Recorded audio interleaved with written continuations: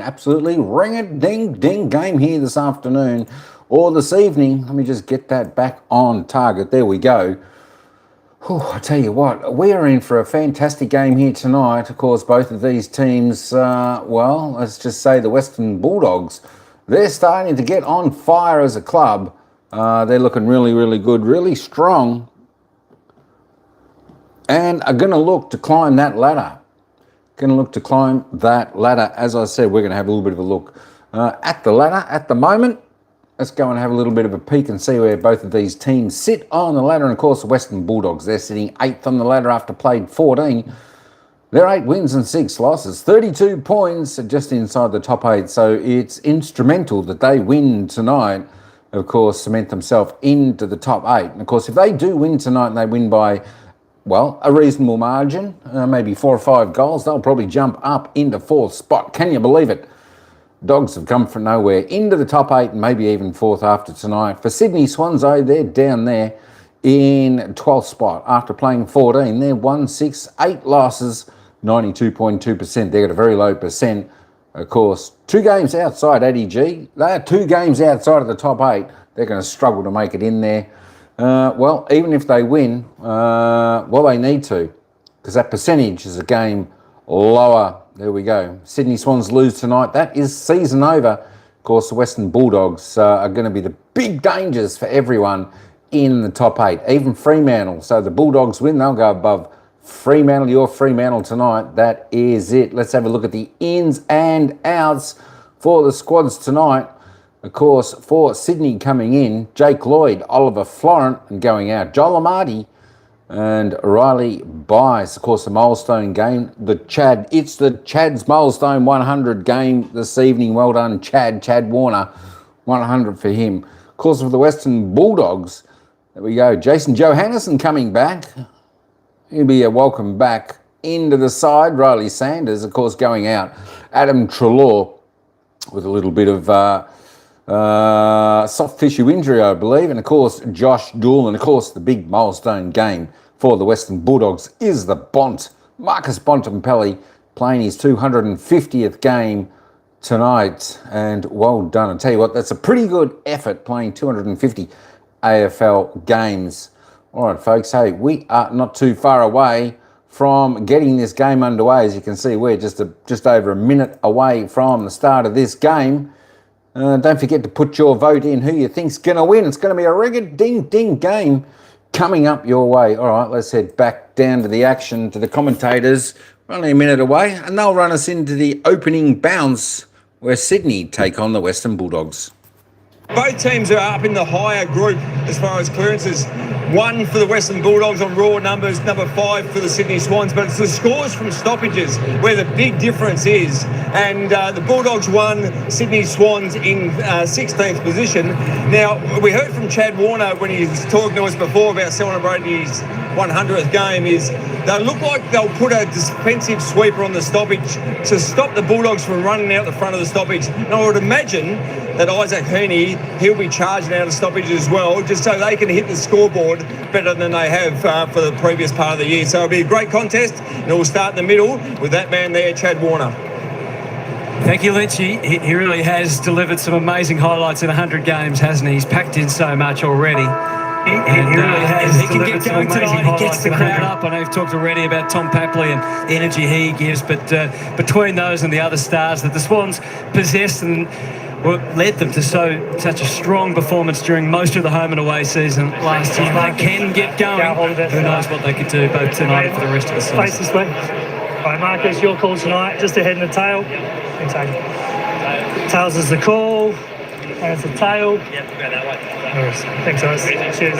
Thanks, mate. So he can do it all, can't he? The Bond, he'll even win the toss in game 250. Going to kick to the right of screen. A lot of talent, a lot of superstars in both these lineups. But what can the Swans, even without Tom McCartan, can they hold on to the stars up forward for the Bulldogs? Can they get their own guns going? Or are they going to continue on really with a season that has just never really got going until perhaps the last couple of weeks? Yeah, very reliant on their stars. So that's obviously shown over the last couple of weeks. So last week, Papley and Gould come back in, two of their best players. Guys are really hard to match up. You can just see Errol Gould there. Play majority of the game on the wing. He may go inside in his second game to some centre bounce work, but expect him to be a real prime mover for them. I wonder whether they send out, Harms. Look out, it's on a bit here early. Papley's getting stuck right into him. That's not like Tom Papley to be involved, is it? Look out, There's 2 tackles laid already by the Bulldogs. good start, pressure rating's up. He's fighting outside his bracket there if he's taking on Sam Darcy. Papley. A bit like the Russian against Rocky 4. But they all had a crack at Papley then, all of the Bulldogs. Well, they know he's the fire starter. He's the energy lifter for the Sydney Swans, so they're going to go after him today. But there's a bit of feeling in this. Sydney know it's their chance to stay involved in the 25 season. They need to win tonight. The midfield matches up really well against the Bulldogs. To see Sam Darcy there, I'm looking forward to that matchup. Malikan's got that as we thought. Yep. So a night to celebrate a true champion with the nod to one of the game's most dynamic for this season. And this game could be very pivotal for the fate of both the Swans and the Western Bulldogs. So let's get into it. Round 16. Grundy and English starts in the middle, and Grundy has been in excellent form in the last 6 weeks. Has given away the free. Never getting a step ahead. Or was it from the shenanigans off ball? He just got dumped straight away. He was the one that tried to instigate it, but then they came from everywhere, the Bulldogs players. They went out of their way to find the man that is their fire starter. Straight towards goal and straight to Darcy. Yeah, good, beautiful kick that, wasn't it? You don't expect to see that in the first 30 seconds, James. We talk about kicks to advantage, and that means giving your player the best chance in his matchup. If he has a run and jump at the ball, no one's going to stop him. So as soon as he gets front position, if you sit it up where he doesn't have to stop and he runs and jumps at the footy, there's nobody in the game that can spoil it. Perfect start for the Dogs. And a nightmare for Lewis Malikan already. 22 goals, 11 for the season. 6 coaches' votes. 5 goals, 2 last week from 208 centimetre. Bulldog tall to another, and the opening goal comes from Sam Darcy. What a start. Great start. Sydney's got to do a better job getting in front there. That's a launch spot for them. So Warner realised the late, but it was a really smart move to get it moving quickly before the Sydney Swans defensive setup could get set. Beautiful kick there by the ruckman, Jason. Having said that, so Liberatore tries to play on, it gets brought back. You've got time to get set up behind the footy. Yeah. So he'd be disappointed, albeit if I'm a Swans defender, do I want to stand in the hole? Sam Darcy running at me? That's not the knee that I want to cop in the back. Do you like the simplicity of his goal kick? No, he's great. I mean, we're seeing a guy that potentially can really dominate the game and be unstoppable. And ominous start. Yeah, Jace, you just touched on it. I think the only way you're going to defend Sam Darcy is that 5 seconds prior, just taking the body early. Yep. Handball Australian ruckman and a free kick on both occasions to English. A chance to go again. Will he play for Darcy? Norton's the target this time. Plenty there to spoil. Underneath Blake, he releases to Mills, who is hot. Cunningham, Wicks gets involved to clear the area for the Swans at least. Papley underneath. He's already lit the fire. He's calling for a bit of calm and getting some advice from over the fence from the Dogs faithful. Ducks around Lob, who's wearing the one blue glove tonight. Trickled it up the wing. Warner onto it. Spread it to the side. Papley's the inside 50. Came up a bit shallow. Hayward to a standstill. So early days, it looks like James Jordan's running with Ed Richards, which is the matchup they've decided to go with. 2 ruckmen go at it without incident this time. Warner. Nice little soft kick to Lloyd. Lloyd playing forward. Left out of the team, of course, last week. The veteran. Blakey charging. Lost his footing. Did he get pushed in the back? Better be careful. He'll lose it. He's a little bit lucky, Nick Blakey, because he played for the free kick the first one instead of just chasing the ball, and he was lucky enough to get the second free kick. He slipped over. He put the arms up saying, where's the free kick? Fortunately, he got the second one, but he doesn't want to give it away because they have to start well today. They've got to get themselves in a contest. So as big as it is for an away team when you travel interstate to get involved in the game and take the crowd out, equally important for the home team, and Nick Blakey's got to get the home crowd involved. Well, especially given how poorly they've played at home this year. Smashed by the Adelaide Crows. It's 2 wins from 4 games here. But Nick Blakey, 7 goals for this season. Got forward last week and kicked a goal. And unfortunately, the inaccuracy that plagued them last week has carried over early days. It is good to see him travelling up the field, though. Early in the season, it was a frustration. He was stuck deep as a defender with McCann being forward. Dale and Bontempelli. Dale set a task. Bontempelli couldn't get it, so Lloyd with a chance for the 7-point play. No. Oh, that hurts. You've got to punish. 17 last week, Jace. You've got to punish on turnover. They've had 2 gilt-edged opportunities. And started from the beginning last week as well. Williams on the way out, so both teams skating a bit in that forward 50 for the Sydney Swans. Bulldogs this time safely get it out. Johannesson back in the team, punches it up to half forward. Swans have the extra number. Mills back at half back. Hines, who was impressive last week, fired it out to Darcy, and now Fraser, who continues to get better. Flopped the handball to English. Set up the first goal by giving it to Darcy, and it's a repeat dose. Different fashion, same result. Get your footy record out if you're playing along at home. That's 2 next to the number 10. He's going to bring so many people to the game, this young man. But what I loved was he was the one that competed in the air 1 against 3. And as soon as that happens, and you'll see the kick come in, they all swarm around him, which means there are loose Bulldogs players at ground level. So they're going to win that ball. But look who gets involved straight away. He gets a first-hand pass involvement, and now he follows it up again. He finds a bit of space, and then he kicks truly. What can he not do, this bloke? Just goes to show how important, like you said, Jace, to kick those goals early for Sydney, because the Bulldogs are the best team at moving the ball from one end of the ground to the other. Sam Darcy, amazing hand and foot for such a big man. Just kept pushing it forward, didn't they? And Sydney on the back foot, it was all broken play, good finish. If it's Tom McCartan who's been off colour all day, Lewis Melican will be feeling crook now. Jordan's got the job on Richards, as happened late last year at the SCG. He squabbled for it in the middle. Grundy tried to get it going. Liberatore was having none of it. Kennedy tackled and dispossessed. Bontempelli forged it forward one way or another. Blakey cut it off, couldn't find a way in an open space. Grundy instead swept it out the side. Papley still a good second grab. He is second up into the pocket. Just overkicked his target. So a bit of ring rust, perhaps. Maybe, Jared, you just touched on Papley getting the ball. The first 2 centre bounces, he had Matt Kennedy as an opponent. That centre bounce, he had Marcus Bontempelli. So they're just playing a few games across half-back for that matchup. We have seen them rotate their midfielders at particular starting points, haven't we, at half-back? Fraser, Liberatore, Bont. Let's go to work again. Shildrick works at goal side. Campbell trying, got the awkward bounce. Johannesson on return. He wanted the sanctuary of the boundary. Did he get there sufficiently? No, he did not. Good decision. Well, he paid holding the ball. He didn't pay deliver it out of bounds. It looked like he just ran over the boundary line. He knew he was in trouble. He was desperate to get tackled over the boundary line, but it just didn't happen.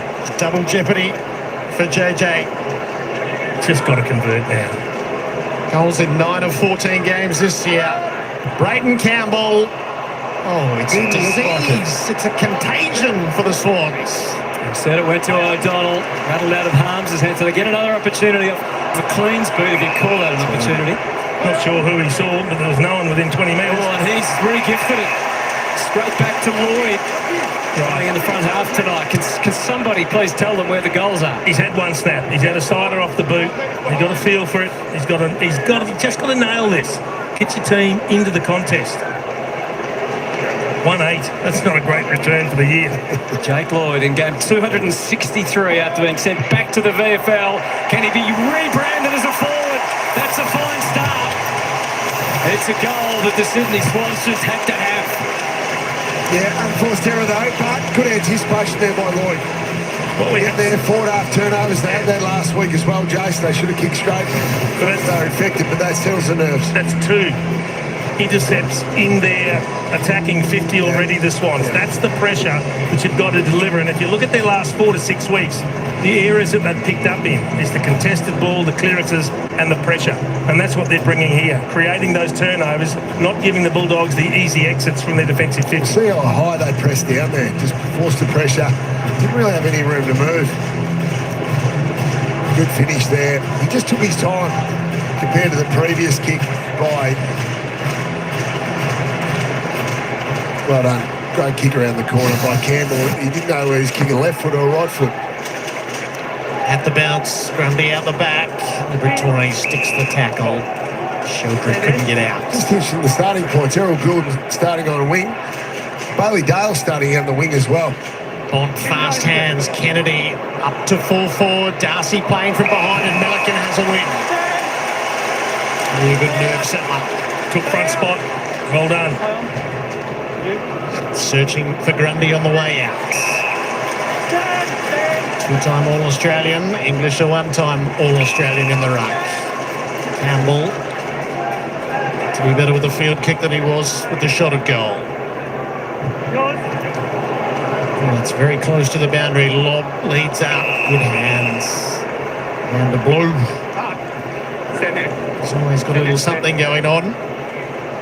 He does too. Sees himself as half a surgeon. Plays it up the line well enough. West. Swans are pretty well set ahead of the ball. So West tried to invent, ran straight into Warner, broke through at the last. Davidson back to West, tightening circle, not a great hand pass. Harms made it better than it was. Davidson into the dead ends. Good pressure again, really good from the Swans. He didn't nail West with the tackle, Warner, but he had a serious crack at him and it held it up and allowed reinforcements to come. Swans pressure up early. English had the telling tap down, and though Richards' kick was a misfit. We saw that intercept mark from Milliken where he took front spot away from Darcy. That's the role that he has to play. Yes, you're going to get marked over the top of a few times, but if you play from behind, you're never going to be able to spoil because you can't reach up high enough. Yeah. There's that Jordan Richards match-up. Warner giving him a bit of roughing up on the way through for good measure. Rampy hoping against hope that Milliken does a good job on Darcy so he doesn't have to play on him later. Grundy, scramble ball. Hayward playing an important role. Third tall there. O'Donnell playing on Hayward. Papley quickly splits to the outer side. Takes it, has a glance ahead. And decides to play the waiting game. Clean. Big size, but a couple to contend with, so he tries the short and fails on the short. Bailey Dale, they continue to be uncertain on their feet, don't they? It's all wobbly. Sheldrick with a push and shove. Harms, can he get out of there? Well, not really, just past the pressure to Dale off the instep. Johannesson with Richards running along with him. The shoot from Campbell. Kick looked pretty good along the line. Lead from McNeil. And his Buller out there waving his arms around. The ball's gone out of bounds. Good pressure down back again from the Swans. They're forcing the Bulldogs into some mistakes. One ruckman to another.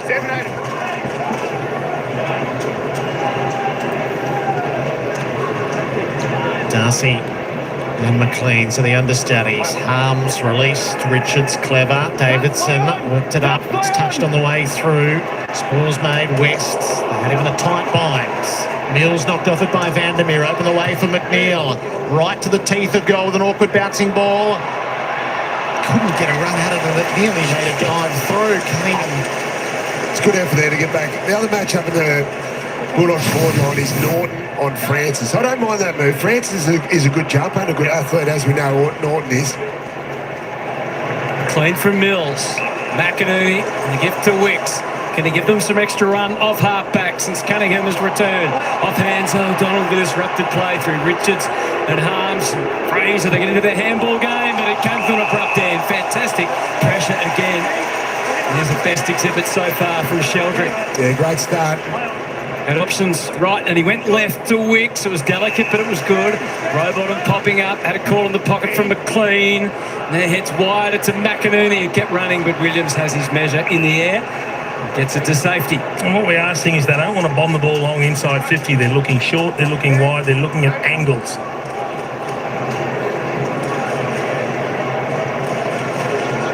Buller in the goal square. McLean doing the ruck work. He missed the chance to grab and go. And Darcy was able to hit back quickly. Mesmerising hands. Dale with a clearing kick. Put meterage on it. Francis Was more concerned with Norton. He's given away the free. Quick look to the inside from Bott. All clear to go. Vandermeer pushed off it in the back. Oh, better be careful, Blakey. That kick was well after the call. I'm not sure there's much in it. It's probably a good free kick to give away in the end. So Vandermeer Really go to June if he wants to. just outside the perimeter. Floats it up for Norton. Got into stride. Can't take the mark. Roberts wore one. Bontempelli, they'll be wary. Well done. Another ball up. Good spoil by Francis there. He's played forward the last few weeks. Started his career as a defender at the Bombers. He is a good athlete, just against Norton there. We see in the background. In tight, Darcy near Fraser had a pinch by Sheldrick. Richards as a threat. He's tied up. So he's got James Jordan running with him. 1 kick, 2 hand passes thus far for Ed Richards. It's going to be a tough night. He's got to work his way through it. The goal mouth for the Dogs. Darcy couldn't get it to boot. Harms in the headlock at the last. That's about as tight a tag as you can get. Fraser trying to find the way. Couldn't. Sheldrick missed it. Ball in dispute. West headlong into Rowbottom. Good decision from the umpire because it was West that initiated that. Put the head down and charged. Wicks has got an important role, Jace, playing on him. He's an important player for the Bulldogs, Riley West. Hand-to-hand combat at full forward. Harms missed the hand pass and missed the tackle. Jordan clears as a result. Hayward couldn't haul it in. Caulfield worried him out of it. Sanders, Williams, Sanders, Dale. Searching for the target in the pockets, and Norton is that.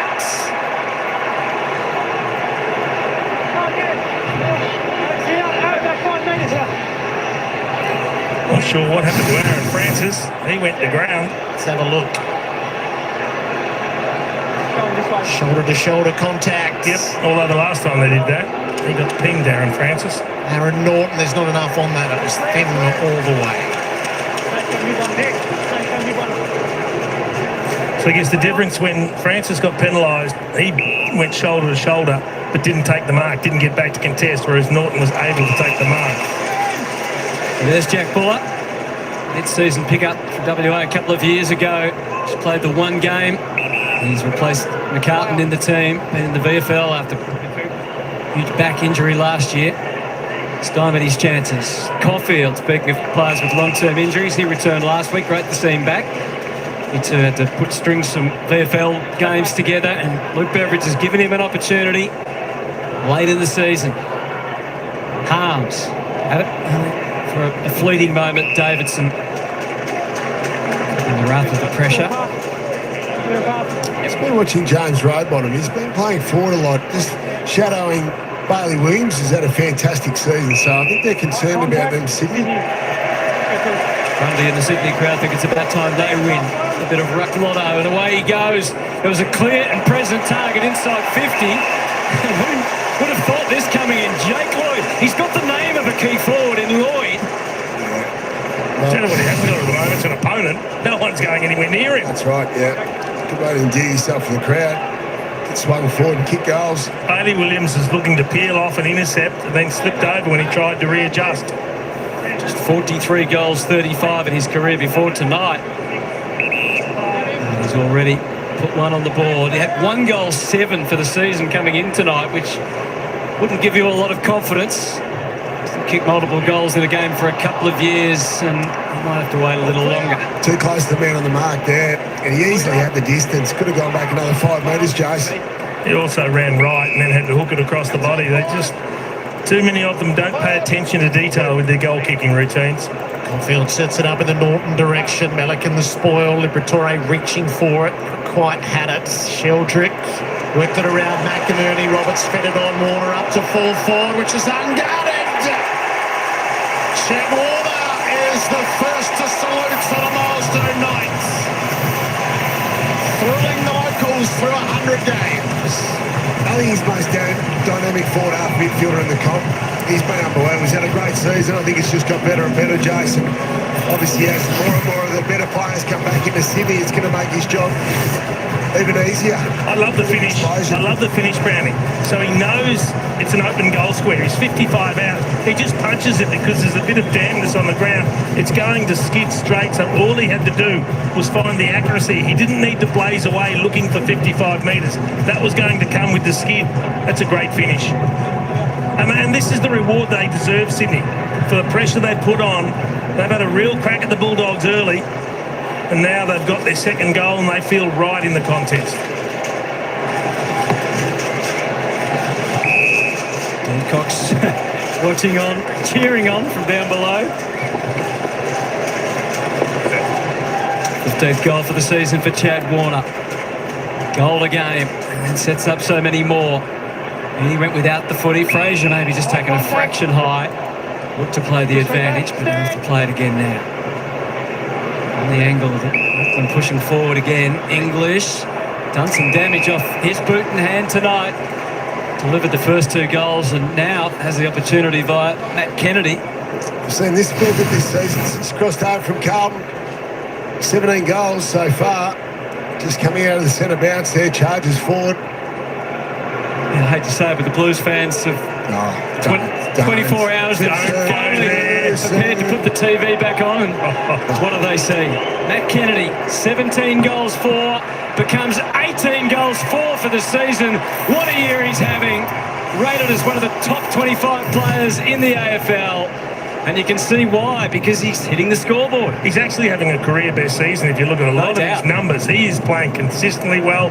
They found a great role for him. He just adds depth to the midfield. He'll play auxiliary roles around it as well. But I also love Tim English. He's like a big ruck rover, and he's got skill.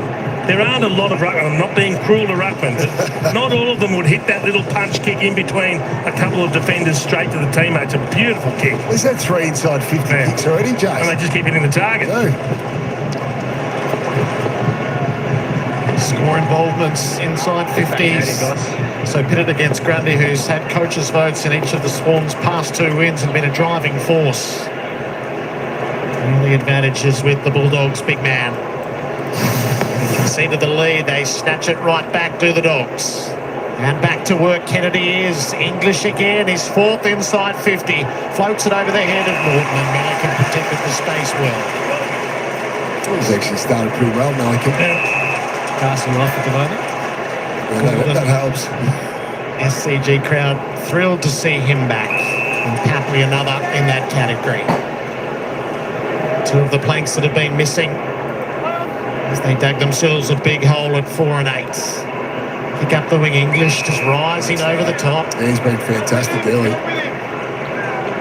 Hugely influential. Williams sets up. Liberatore creeps ahead. Williams thought about it, decided longer instead.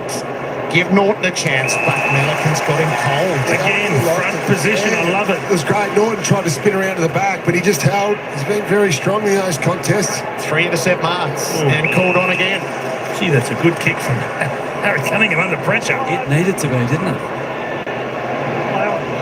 Milliken can't find the way out. So the switch through Wicks and Cunningham. Searching for the right kick down the line. Set it up for McInerney. JJ got him high. And McInerney a chance to roll and go or hold. Terrific last week. Punches the kick into the middle. Had the right waiting on it. Sheldrick links it up to Blakey. Checked his kick. Just put it the wrong way. Bontempelli got there underneath. Davidson lends a hand. Bramble. Bont was held. Dogs will claim the advantage. No.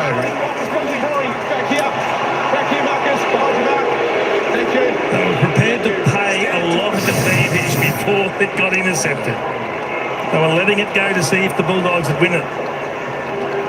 Maybe a bit strong, and it gets away from Davidson, rounded up by Goulden. Stayed alive unexpectedly. Norton taps for Fraser, or the spinning Cunningham. Just gets out the other side, row bottom. Oh, copped it from Davidson. It's only the 3rd tackle. Yeah. The Bulldogs, 21 tackles for Sydney. Shows how good their pressure's been. How low the Bulldogs' pressure is. 119. Grundy forced it down to Goulden, to Cunningham. So 3 handballs. Chad just deals in bounces and kicks normally. Gets it forward. Straight to Caulfield, and they do cough it up as it turned out. Davidson, Warner replenishes, drives them inside. Campbell and Johannesson. There's Buller. Gave to Papley. Oh, celebration. Here we go. Haven't we missed Tom Papley? Haven't the Swans fans missed him? All he provides, the energy, the skill. And he remembered, luckily he remembered that he had a teammate that gave him the ball. So welcome back, Tom. And what a fine spirited start this is. Yeah, it's fantastic. It's actually good defence by the Bulldogs. They came forward, but Sydney just keeps the ball alive. Strappy, broken play. Papley so often beats his man back to the drop. It was Bramble on that occasion. Great finish on the left. Then the celebration. That's what we're all here for, Jace. He gets the crazy eyes when he goes off, and you see him celebrate with teammates. He gets the real angry eyes, and he goes over to Buller because he knows he got a ripping hand pass there from the big fella. That's a great finish on the left foot. You just got a sense that when Papley and Goulden came back last week, the Swans felt we're whole again. Yeah. Swans by a point. Dogs not able to apply any pressure through this opening term for what they have done well. Who's that against? It's a third free kick in the ruck going the Dogs' way. They've had one the other. English, another. Two a pack. It's not a terribly effective kick. Kennedy clean on the swoop. West not so much. Wicks kept it away. Having a devil of a time getting hold of it.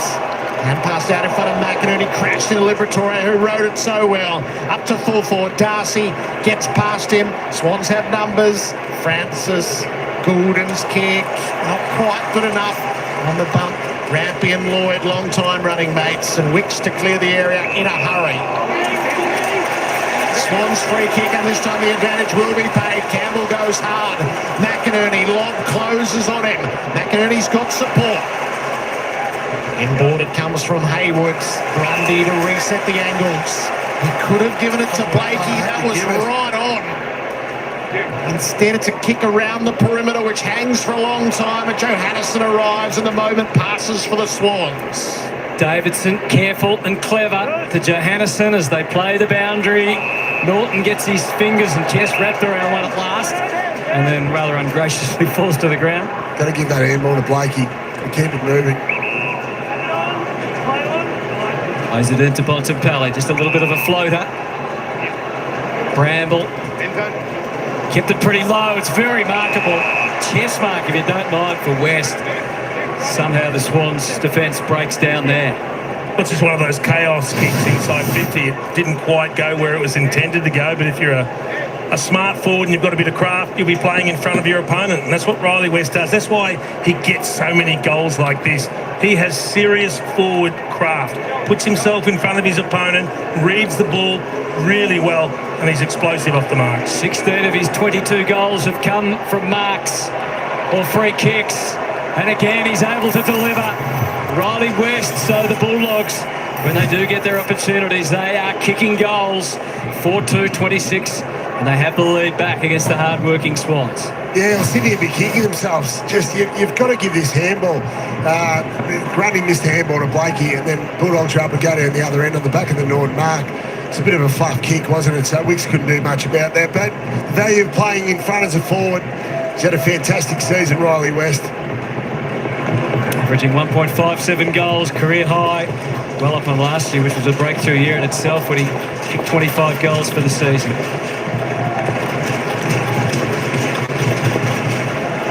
Lead changing with every goal late in the term.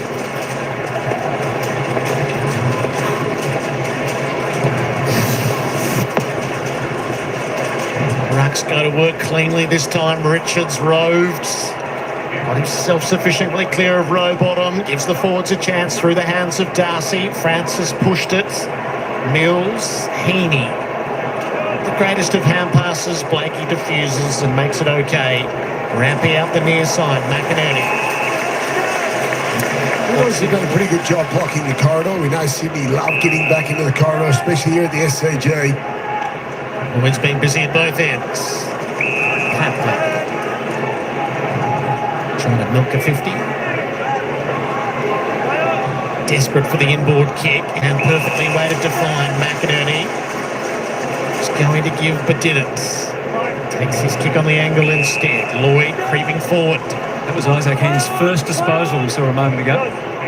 Sets it up in the Grundy direction. He'll get the free kick. Caulfield overmatched. Took hold. So a really big kick for Brodie Grundy. We've seen the impact early that his opposition number has had for the Western Bulldogs. He's delivered a couple of beautiful kicks forward. And now he missed a hand pass opportunity before in the middle of the ground, where Tim English has had impact on scoreboard. Now it's Brodie Grundy's turn. He's got to do the same. Hasn't missed a game since crossing to the Swans. Brodie Grundy to pull one back in the ruck duel and to reclaim the lead. He won't.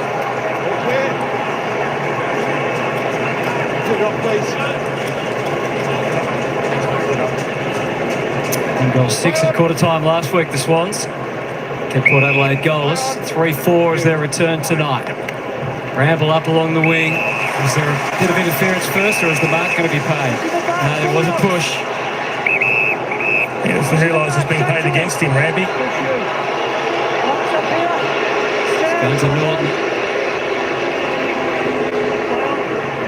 Free kicks in the opening. Oh, he's given that some air. Papley almost closes. Interference. So Donald gets himself adjusted in a line and across to Caulfield. Last 45 seconds then of the opening term.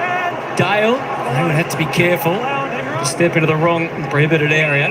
Back to Bramble. He's going to give to O'Donnell. It's a recalculation now. 25 seconds. O'Donnell. High. Darcy, not far off the mark. Norton. His turn as rover. Rampy to Blakey. Had to get the kick away. 15 seconds. Big contest. Oh, Hayward. As important as taking one in the front half there. And 50. Might be in the front half soon. He's going to need 2 probably to be able to... Oh, he might get a second. Joe Henderson obviously oblivious though. The clock has stopped. Yeah, so what he'll get is the ability to kick it inside 50 and maybe they can take a mark. Sorts of chaos. It was a big contested mark. They desperately needed it. Hayward. Swans against the clock and against the size. McLean couldn't. Row bottom. Goal almost could.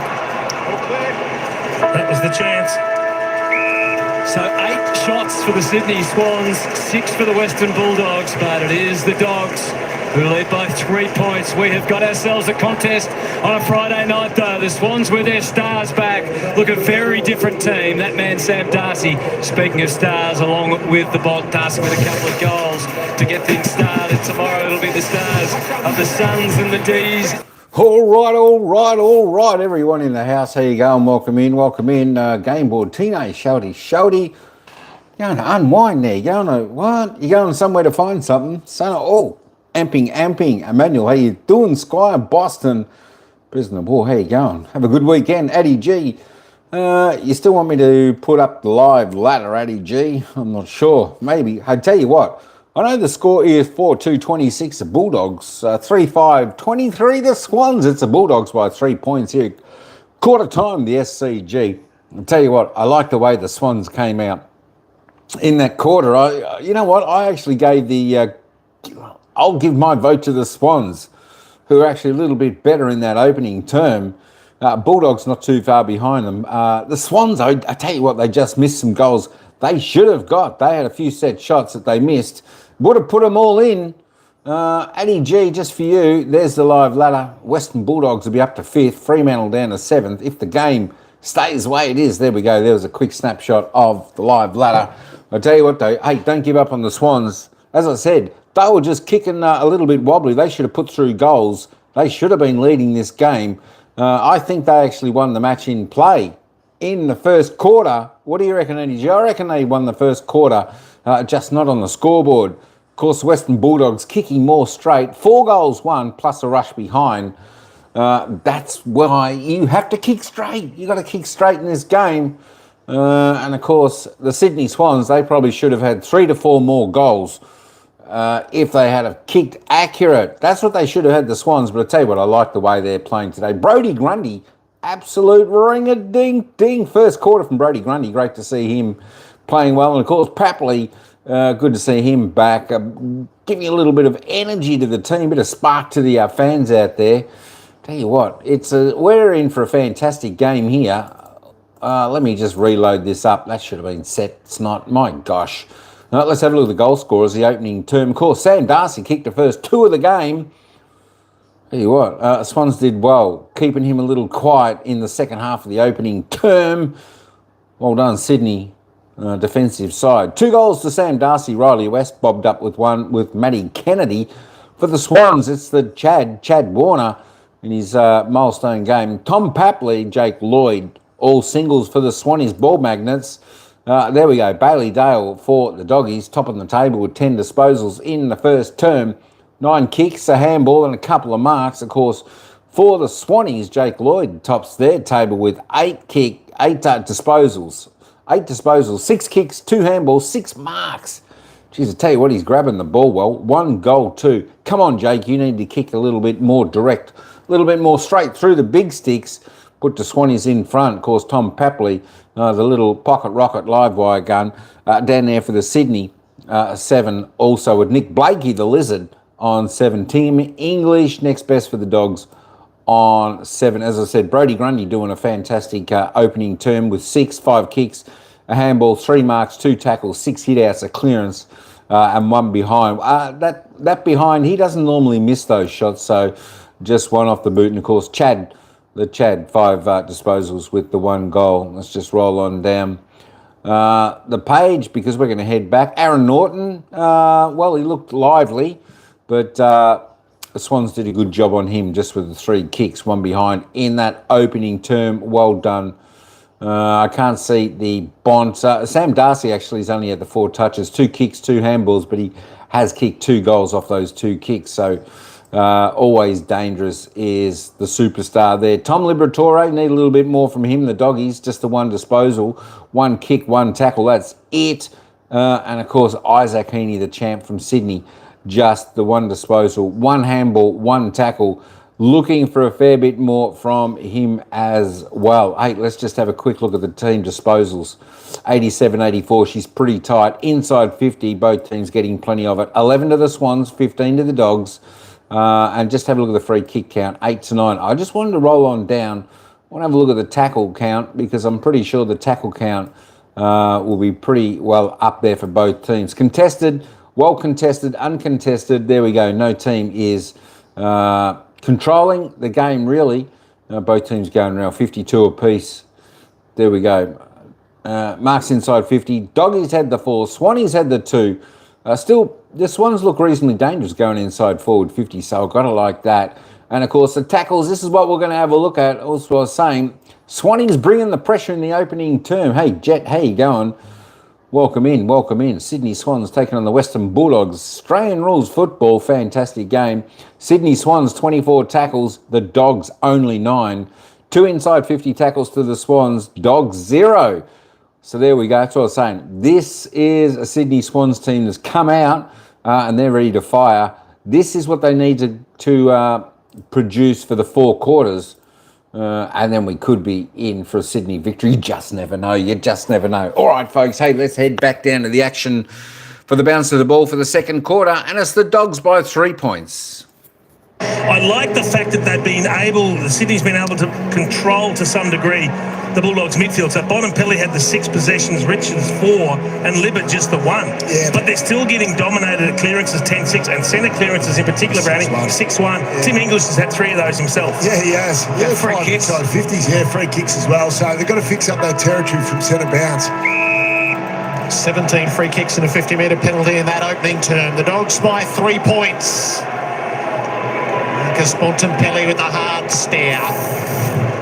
Rucks go to work over a perfect bounce. Liberatore takes the territory up ahead. Blakey got moving quickly off Hines. Towed it, hoping for his own advantage, then paddled it. It got past him and Hines did end up with it. Forged his way clear. English, Bramble. Has a look up the line. Sets it high. Darcy got moving out the back. Nimble as ever. Has a look. Backs his talent. Oh, it is prodigious.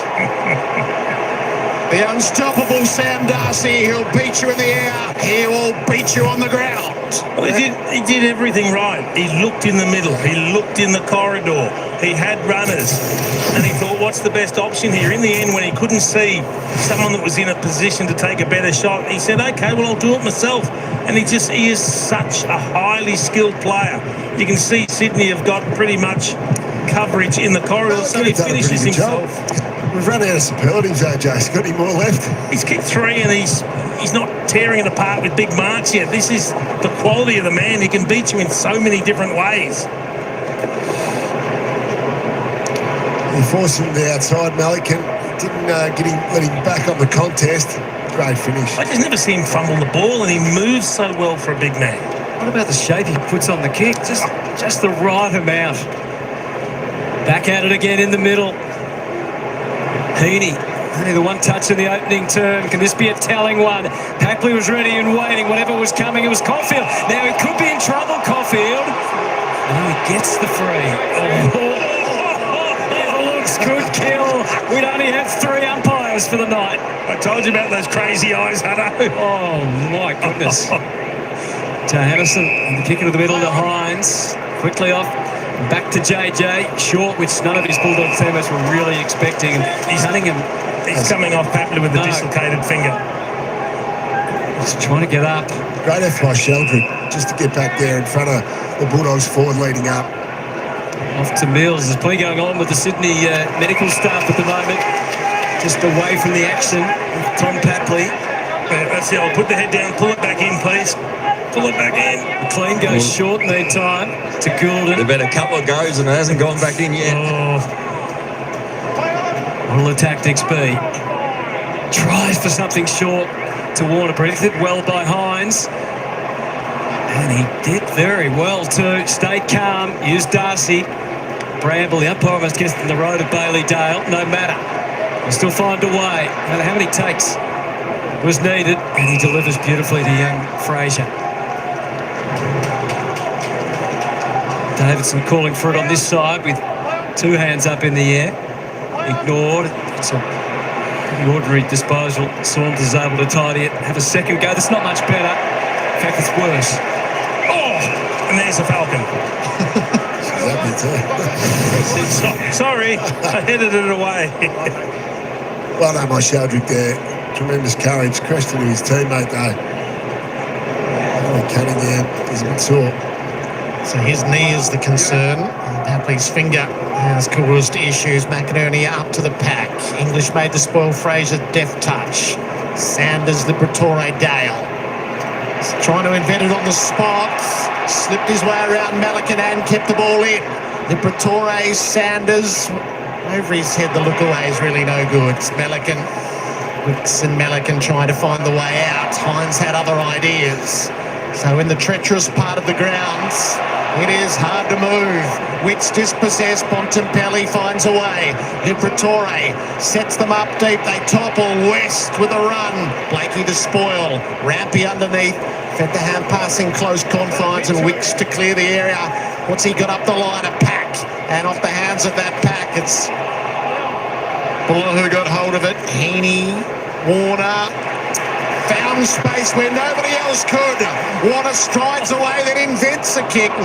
Too cute by half. Bulldogs' pressure have been much better early in this second quarter though. They've been plus 15 tackles in that first quarter. I think Bevo may have reminded them of that number.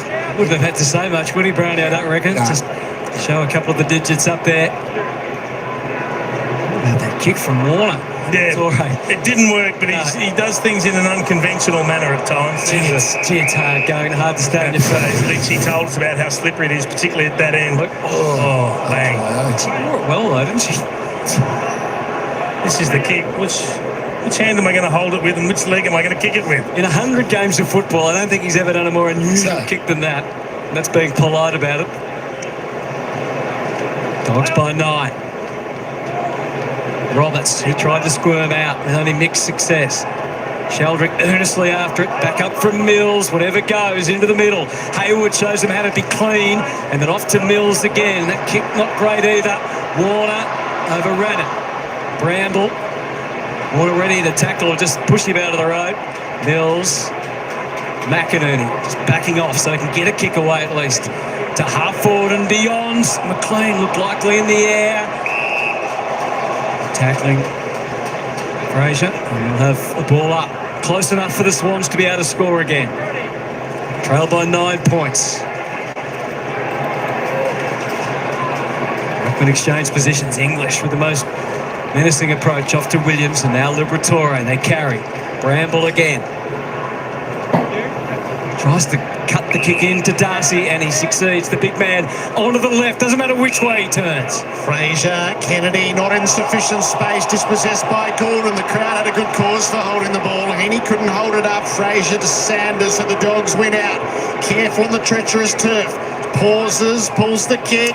Norton went over and still marked. Amazing mark considering he slipped over. Geez, it is terrible. It's as bad as you'd say. There's a very ordinary chase there by Callum Mills. It looks like, I'm assuming if he'd had 2 or 3 efforts in a row, and maybe he was just out of gas. He's at half 40, worked really hard. You just see him here, he's out of gas, and he's going, there's nobody else to chase, and it's just me, and he's absolutely gone. He is all out. The Swans with a big rival suitor for Aaron Norton, forced into an 8-year contract. And he gives them a little glimpse at what they missed. Aaron Norton with his first, and the Dogs have the first big break of the night at 15 points. What's been the difference so far, Jace? The goal kicking accuracy, 6-2 the Bulldogs, 3-5 for the Swans. Went back there, it was a really good mark there. Big man, changing direction, like about 100 kilos. Even though I'm not allowed to put weights in the record anymore, we're just going to have a good educated guess here. Just shows the agility here on the slippery surface to go back there and nail the kick. 4-1 to 1-3 from set shots, and that's the difference on the scoreboard. Well, he's had his challenges this year, Aaron Norton. That's his 250th goal of his career in Marcus Bontempelli's 250th game. But if he can actually get going and get somewhere near his best, is happily getting the patch up from what we saw before. That's the Cunningham incident as well. Grundy straight towards goal, out of the middle. The quickest way home possibly, and Buller takes the mark. Got it. They got another set of bounce. It's 2 in a row now for the Swans. Gives you forwards a chance, 1-1. Even in the second game. Good mark. Even if it fell in his lap. He had front spot. He starts behind Brownie. Now this is the good part. He sees the kick come and he forces into front position. Well done. Young Jack Buller, he was part of the under-18 WA championship team back in 2019 with Chad Warner and Logan McDonald, but he's got there the hard way. Just his second game in 2 years since his first. Jack Buller. I was concerned the moment he started his run-up. It was so slow and deliberate. It looked very nervous. Oh, you've got to be kicking those. He looked like Sam Constas last night or in the early hours this morning. You just can't bury the nerves in some environments. Grundy wins it back for the Swans to give them a fresh look. Blakey, like initially what he saw, so he steers the kick for Patley. Grundy been much better this quarter. Lowered his colours to Tim English that first quarter. There's that dislocated finger. It's just come back on the ground, so strapped together. Nothing you can do. You tape it to the finger next to it. He's going to have to put up with some pain, but that's a great kick. And importantly now, Tom Papley's got to go back and do what Jack Buller couldn't. Take the chest mark, Tom. Look after yourself. At least it's on his left hand, so it won't affect his ball drop. 10 games out was far too many. Papley for his second. He misses 2. Kicking themselves out of it. Again, he ran way right of his target and then hooked it straight across the body. Yes, he hasn't been at his goal-kicking best in the limited games he's played this year. Up along the wing, and the Dogs have the extra body. Fraser can't. Hines, well handled by Francis, and the ball goes out.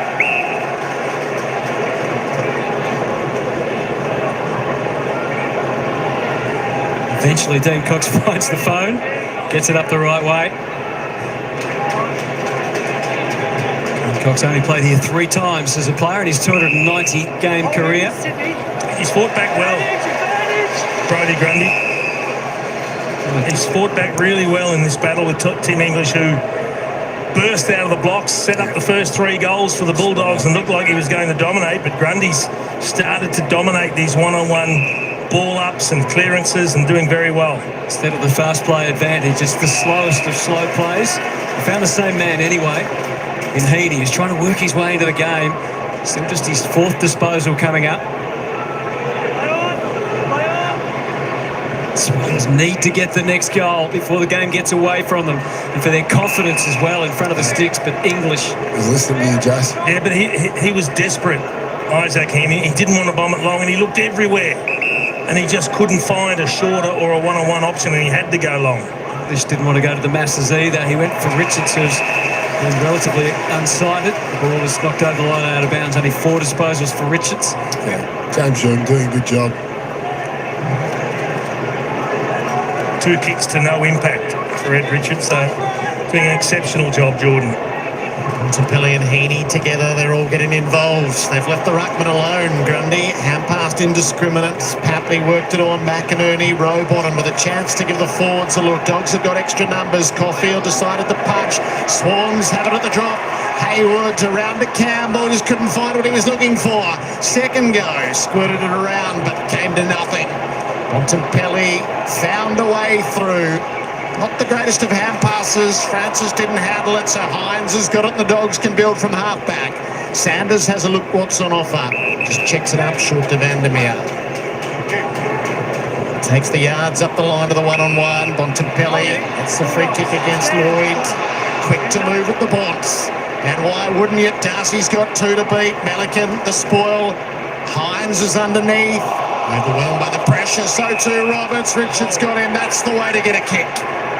Should we be allowed to play on this surface? This is as bad as I've seen Jason years. I remember playing on the early Colonial Stadium surface, and that was a sand pit, but this is shocking. What are the longest studs you're allowed to have now? Because you need about 3-inch studs to keep your balance. Well, I'd be a bit nervous after last week. Jack Darling got a big slice on his shin. Just a little bit slow. Roberts there, you just don't have this much time in traffic down back. 4 from the coaches' votes. It's going to be hard to get it tonight. So win your own ball. You can't catch and kill his own. It's a behind for Richards, 14-point margin. It's just disgraceful. Mismanagement by the ground. How they've allowed him to get to this. It's a real shame. It's been a really good spectacle, the ball movement, when both teams get going. McInerney had to fight hard than he would have expected for that. Richards taking out a bit of a pent-up frustration, perhaps. Now he gets the play on call. And the ground works to his favour, although the kick was not ideal. Williams gets set and then he plays on, gets a little closer. Who's going to be the one to take the kick? Fraser, they set up a cross for Sanders. McInerney did enough to disrupt. Swans ball for Sheldrick. And normally that rush kick spells danger. Thump back inside, that picked up by Warner. And he's bobbled one straight back to Dale. So all sorts of mismatches and kicks and havoc. Norton got back on his feet just in the nick of time and takes the mark. Just too many aerial targets up forward, the Bulldogs. If Darcy doesn't get you, you feel like Norton will in the end. He slipped over, then back to his feet. He's recovered a couple of times really nicely. Already has a goal in this quarter. 23-15. 14 games coming in tonight. This could mark the turnaround in form and fortune for Aaron Norton this year. He's kicked 2, Darcy's kicked 3, and straight kicking is making all the difference, as you can see. Same number of scores, very different totals. It's out to 20 points, match high. Yeah, their pressure was down in the first quarter, but their forward half pressure's been quite good. Just keep it on there. So referred pressure, Sydney just haven't been able to get free in their back half to try and get it out with any precision. They just force their way back in. And why wouldn't you when you got Darcy and Norton, 2 really good aerial targets head of the ball? Bailey Dale recognised that. He's had a great day. He's had 15 kicks at 100%, Jace. I just wonder whether he just got to close his impact on the game. I think Aaron Francis got lost then. He thought the ball was going the other way and he was trying to be proactive and take a positive position, maybe get there to cut it off or spoil out the other side. And when it came back there, he was bewildered that no one had covered for him. Dogs 3-0 in this second term. Darcy takes his turn in the ruck against McLean. Warner snatches at the footy. Not effective. McLean had the pressure all around him. Harms intervenes, trying to find a target and did. Liberatore around to Dale again. Put it out in front of Davidson. Turns his way back inboard. Liberatore with the entry.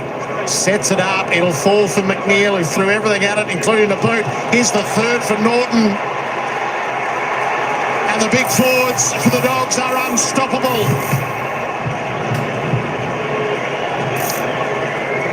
Yeah, fantastic. It's one of his better games for the season. It's really helped having Darcy back, as he's not going to take all the attention now. Darcy will get most of it. Yeah, he'll be able to, in a lot of one-on-one situations, but he's been able to recover well at ground level and make the most of his opportunities. They must do something with Bailey Dale. He's just having too much impact. So Tom Papley was on him at that centre bounce. Look at him just run off. Heads towards Davison. Again, he starts the flow of play, Bailey Dale. You've got to seriously consider it, Jason, the Sydney coach's box. The problem they've got though, Brownie, is they're not getting statistically dominated. In this second term, it's 7 inside 50s apiece. The clearances are much of a muchness. But from 7 inside 50s, Sydney have kicked 2 behinds. The Bulldogs have kicked 4 goals, 1. That's 5 scores from 7 entries. Back in the middle again. Swans look to respond, but Fraser sends it through English to Sanders, to Kennedy. He's going to be a victim of the tackle, so released it. Gets it back again from Sanders. Suddenly they threaten off the left boot. Sheldrick has to defend McNeil and he fails. And it's all one-way traffic now at the SCG. And the Dogs are starting to look very ominous. This powerful forward team we've seen this year. Well, we know how good they are at scoring, but unfortunately for the Swans, with Tom McCartan being a late withdrawal, there's nobody to lead the back six. No one's actually marshalling the troops. You can see the frustration on a heap of players' faces, but no one's taking responsibility. 13 goals, 11 this season. Lockie McNeil playing his best football in his 5th season. He's still capable of the odd miss in front of the sticks.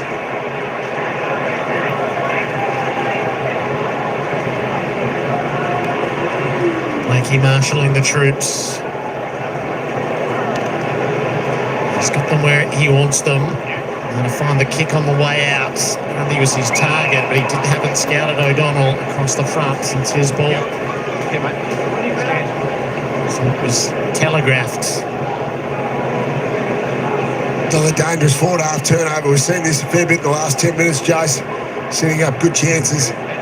Marking targets. Norton with a run in the middle of the pack. Knocked a few over on his way through. Harms kept it going goal side. Rushed through by the Swans. Margin grows to 28. It feels like it's growing quickly too. 4 goals, 3 for the quarter. Swans had some opportunities, even though, as you see, they've only kicked a meagre 2 behinds. Mills. The skipper goes to the safety of the numbers, and Grundy, that's a powerful mark. Something that's really been the hallmark of his game over the years, but that's a fine take. Yeah, he's fought back in the second quarter. Even things up with Tim English. Down the line, Heaney from the side. And Goulden at the front, that's worked well. Campbell. He had Goulden on the inside. He waits for Papley to try and make himself dangerous. Fraser predicted that and does enough to get from umpire Tom Papley again. All he needs is a whistle. There's that man, Bailey Dale. Fantastic night. This quarter, 8 disposals, 7 kicks at 100%. Got to do something about him. Can the Swans find a way to go? Whacked out by Grundy. Time for Isaac Heaney. You need your stars to fire on a night like this. And Isaac Heaney really had to up the ante. Bulldogs recognising the danger, but it's too late to stop Heaney putting one through. It's the Swans first, and it's long awaited in this second term. It is, and he's been quiet, Isaac Heaney. Just 5 possessions to this point in time, but he gets a critical goal. He just breaks away from Kennedy at that stoppage. Kennedy loses his footing in the push-off. That's a good end, Jason. Yeah, but it's a good finish. Gee, they needed that. They're hanging by a thread, the Swans.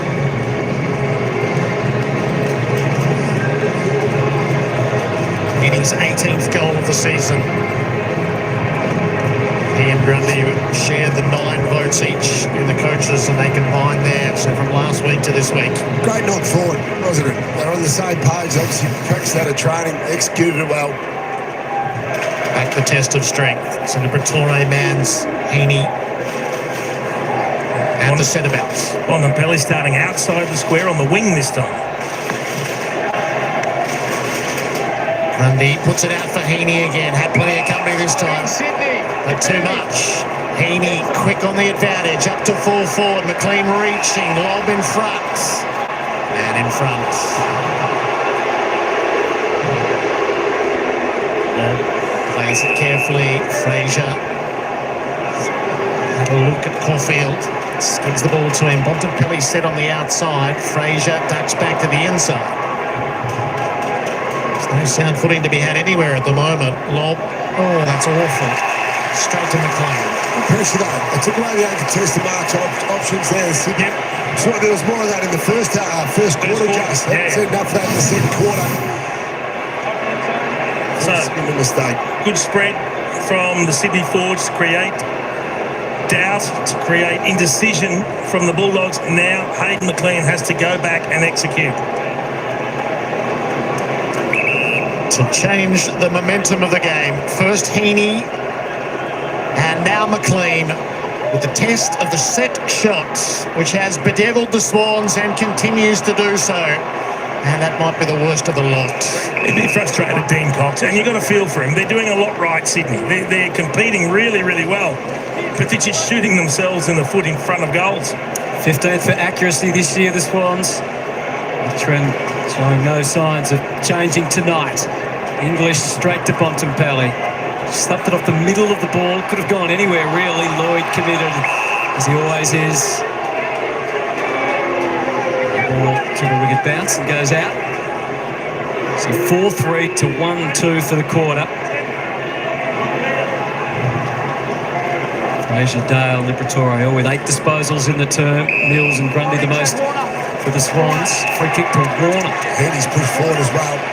Caulfield's the match up. Try and get it to Heaney if you can. Kick even beyond Warner. Sends it up high. Pretty easy mark, really. Again, that's a disappointing result. Had to go to Heaney. Heaney had a perfect match up against Caulfield. Had his back to the play. Just need to drop it into that pocket on the right-hand side. So Williams chooses the long targets, and Blakey read it well without hesitation. His is a good kick, and Papley is the next to take his turn. He's got to be the man to break it, break the curse. I love this. This is what leaders do. They go back, they embrace the moment, calm the team down, kick truly. 4-7 and 2 that haven't scored. Tom Papley to really light it up. Drives it hard. And right through. Come on indeed. 2 in a row for the Swans who make their stand. Yeah, the power of leadership. Isaac Heaney, fantastic goal moments ago. Then Tom Papley embraces the occasion, embraces the moment, realises his team needs this lift, need to break the curse of these missed set shots, Jace. And it's a wonderful kick. Use that man on the mark. Just creeps, gets that extra 2 or 3 distance. Good come forward by Blakey. Kept the ball moving. Haven't seen enough of those forward half turnovers this quarter for the Swans. Strikes beautifully. He's looked dangerous. 9 possessions, 2 goals. The crazy eyes are back. They need more of it. I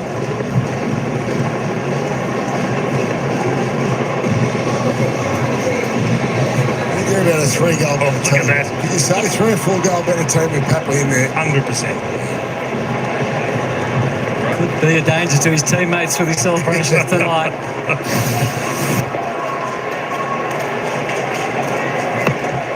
Beautiful bounce. This time splits the ruck. Bontempelli, a lot of liberties there. Had time to run around, pick it up, gave it to Liberatore. Did not have the same luxury and is very lucky not to be pinged for holding the ball. Yeah, good. Doesn't commit too early. Doesn't get sucked into the contest, Gordon. Good tackle. No prior, as you saw, but sure that he made the effort. Anyway, high on the call. Gordon just dabs it out wide. Nicely done. Nice from little give too. Out to Goulden.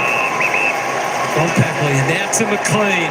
They want it in there quick before too many dogs get back there. You can see Hayward ready to pull the trigger, and now he goes for him against 3. That's a horrible option. Davidson stood in the corner. In fact, he's lucky it wasn't an intercept mark to English, because he was back there loose hovering. Give it to your best players. Give it to Heaney again. He's charging forward out of those set of bounces. Get it in his hands in the forward half. But even if you can't, Brownie, kick to a one-on-one away from the loose ruckman behind the ball. Give your teammate a chance. English taps. Happily threatens Jordan. Oh! When a tag is kicking goals like that, it could be something special. Jordan puts through a 3rd in a row for the Sydney Swans, and it's back to 10. It was amongst the goals a few weeks ago, but that is one of his very best. He's only had 2 touches, Jace. You give him the points. His man Ed Rich has had 5. 5, absolutely he's in front, particularly when you add a goal to the mix. But this has been one heck of a fight back from the Sydney Swans. They were hanging by a thread, it got the 20 points. The tide seemed to be rushing against them. The Bulldogs were getting in control. But a couple of clearances, a couple of surges forward, locking the ball in that attacking 50 and getting repeat opportunities. And now that's a couple of clearance goals. That'll please Dean Cox. That'll put a smile on his face. They're back in it. Here's another who hasn't missed since being targeted by the Swans and brought here to Sydney. It was 28, it's back to 10. And time to do something about it. Inside the final 3 minutes of the half. The bouncing had been exemplary until then. And 6 ruck free kicks thus far. Clean tap from Grundy. Jordan threatened to get out the front. Got dragged off it. McInerney hunts the footy. Bontempelli hunted him. Leave it. And plenty into the aftermath too. Heaney engages with the Bonds. Two of the matinee idols of the competition. And Bond is hard at work. The change made ahead of the ball too. Blakey on Aaron Norton. Aaron Norton's had a fantastic quarter. A couple of goals.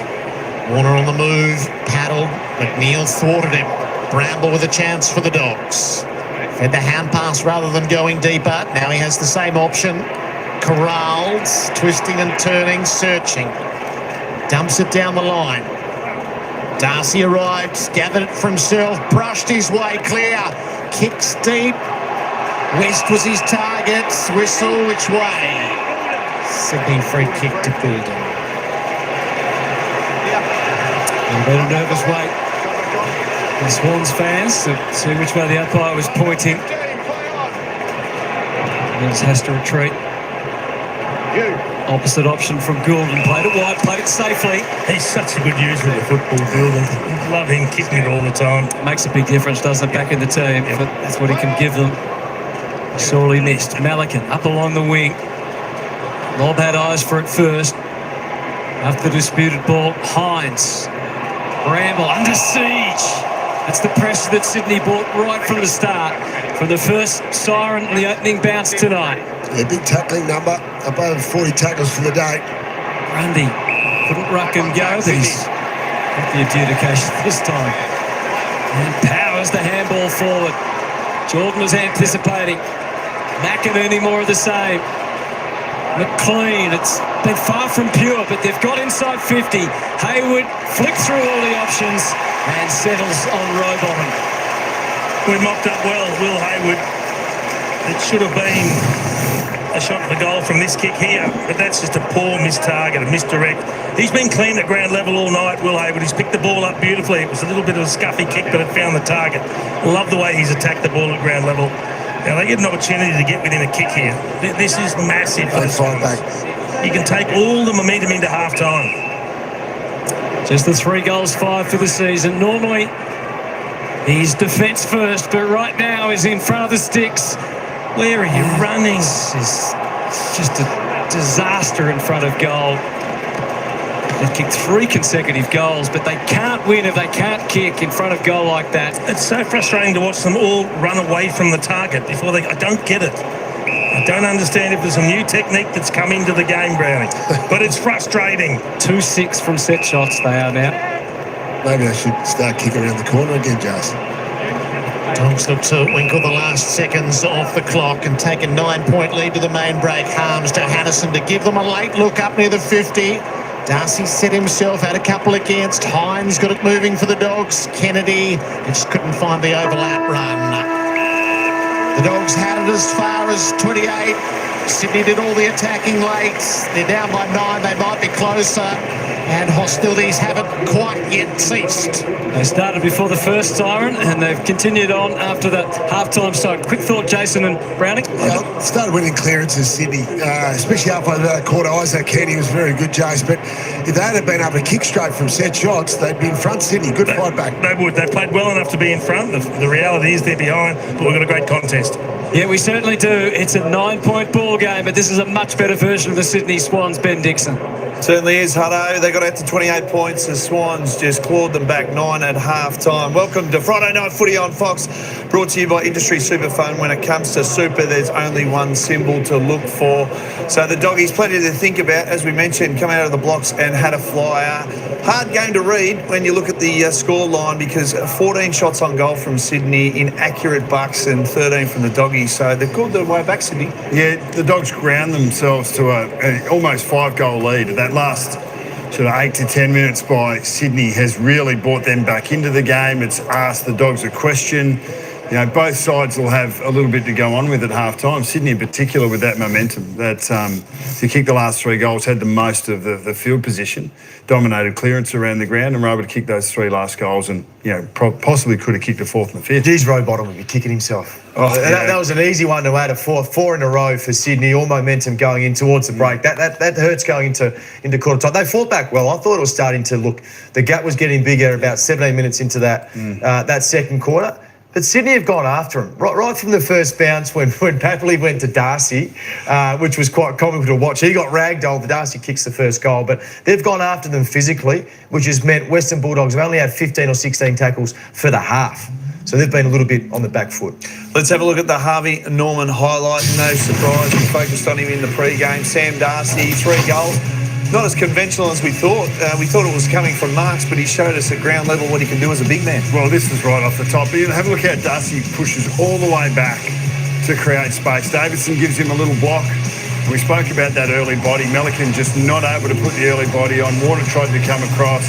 Grundy, and we'll see later, Grundy's trying to get back to get in front of Sam Darcy, but it opened up opportunities for the Dogs coming through the midfield, in particular Tim English. But big unit, outsizing his direct opposition, and you're right, when the ball hits the deck, he's still getting the job done. So it's been a phenomenal effort early by Darcy to kick those 3 goals in the first half. But now Sydney have righted the ship a little. I think it's his, one his follow-up, but even when he's not touching the ball, we saw that piece of vision there where he commits 2 or 3 Sydney defenders, because as we spoke about pre-game, and this, just sit back and watch this. He did everything possible to try and pass that off. In the end, he just went himself and see there, Joel Frazier. There's nothing this man can't do. I like that. Always look inside. Good forwards do that. And then finish their work. I had the blinkers on the whole way. Let's talk about the ruck battle. Tim English and Brodie Grundy. He's had the 10 disposals, Tim English, and 7 hit-outs, but it's been a bit of an arm wrestle, hasn't it? Well, this has been really the battle of the game. It's been quite consolidated. Both are in their higher possession, getting players for their respective teams.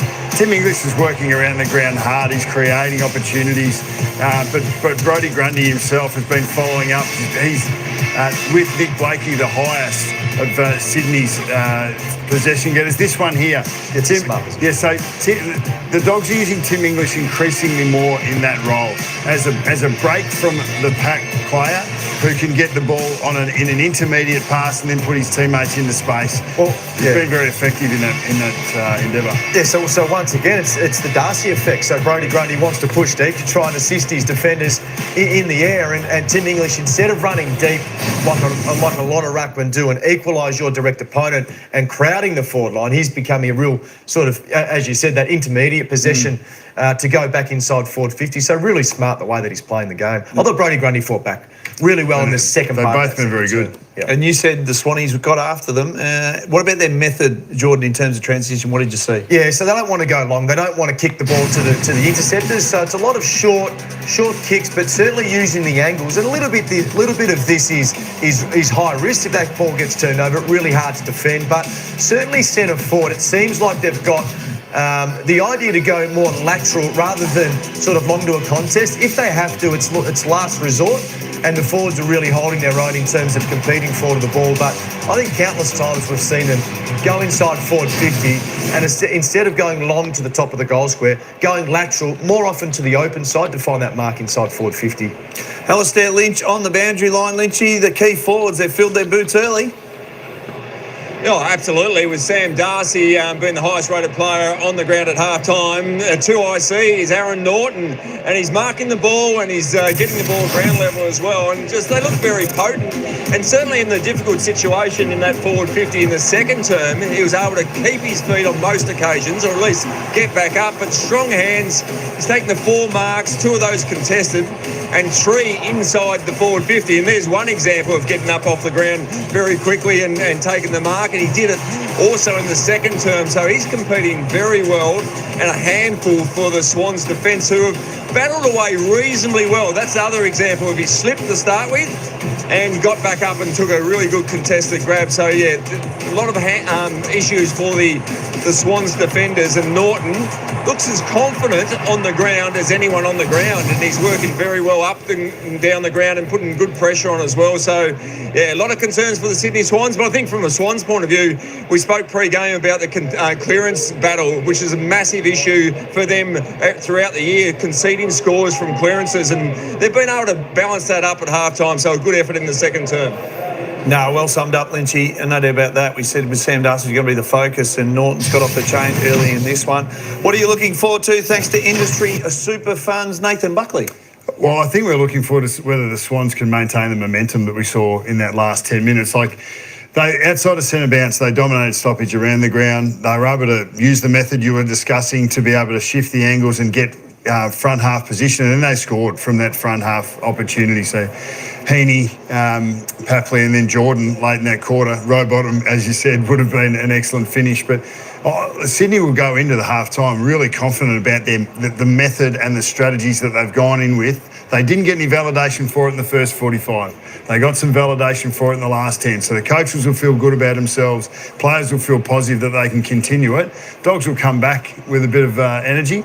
So, interesting first 5 or 10 minutes in the third quarter. Yeah, they fought their way back in. And speaking of fights, Taporia and Oliveira, UFC 317 Sunday, 12 p.m. It's the UFC in full flight main event, and you can catch that live.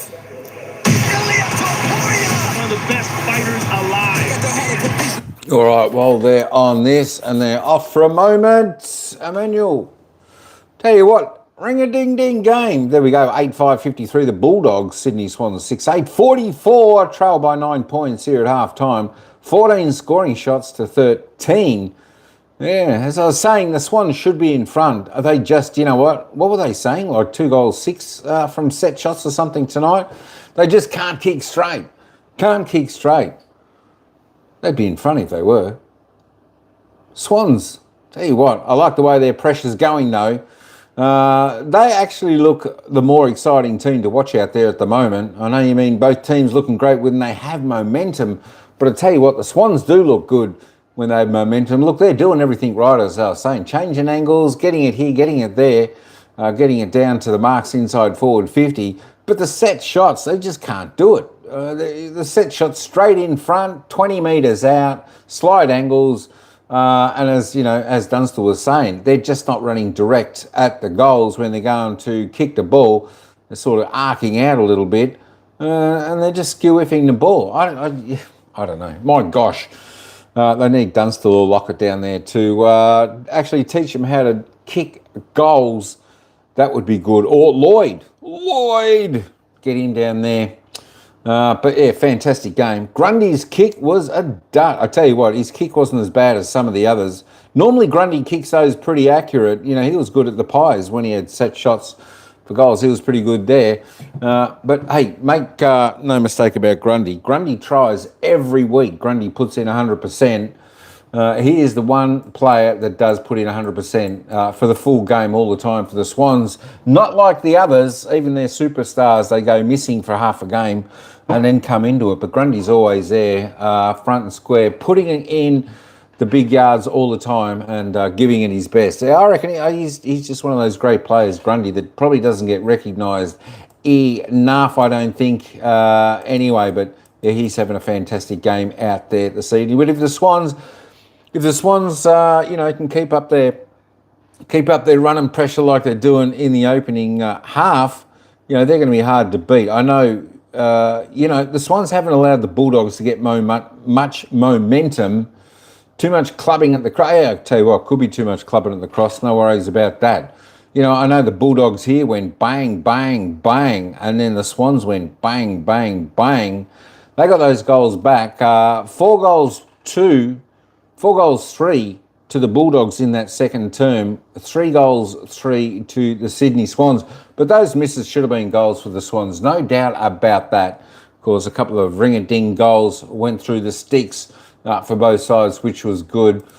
Just talking about goals, the goal scorers, I tell you what, I've got a few multiples out there. Of course, Aaron Norton come in age in the second term, kicking 3 goals 1 from his 6 kicks. It's not too bad. And of course, Sam Darcy popped in with another one for 3 goals as well off his 5 kicks, 8 disposals. Riley West, Matty Kennedy, the other singles there for the Dogs, and of course for the Swans, Papley. I tell you what, he does bring a little bit of electricity to the Swans and the fans, gets the fans going, pumping his chest out there, celebrating with his goals. You got to love the way he goes about. I used to think Tom Papley, oh my God, I used to think he was a bit arrogant, but you know what?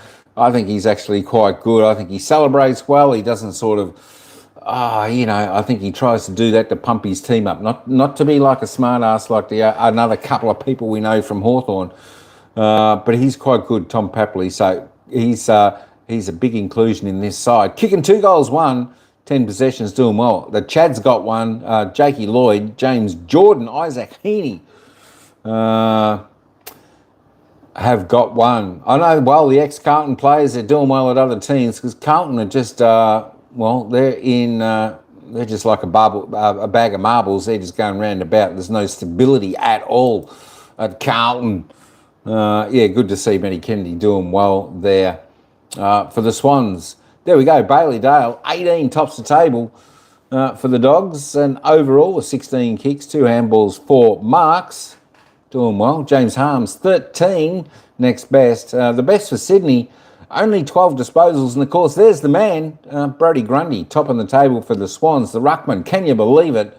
It just shouldn't be that way, but it is. 8 kicks, 4 handballs, 4 marks, 3 tackles, 16 hit-outs, 4 clearances, and a behind. Bermuda Triangle certainly is. They're all getting lost down there. There we go. The Bont, well, he's trying. I tell you what, he put in a couple of hard tackles there, so he's doing okay on 12.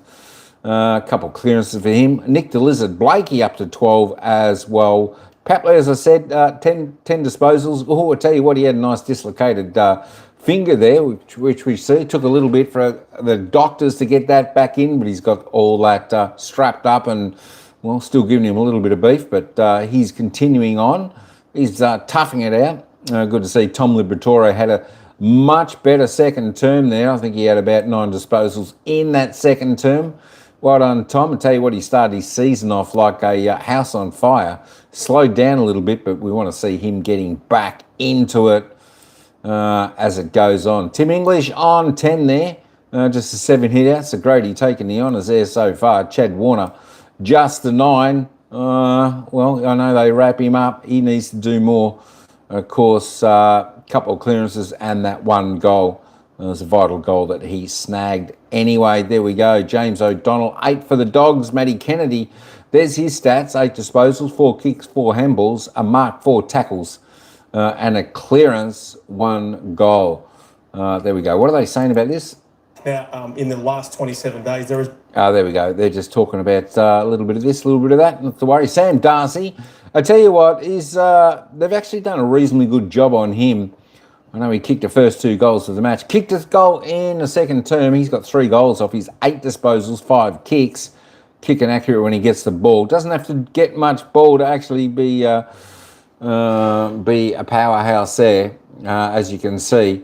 But I think they did a pretty good job on him, the Swans, in the second term there.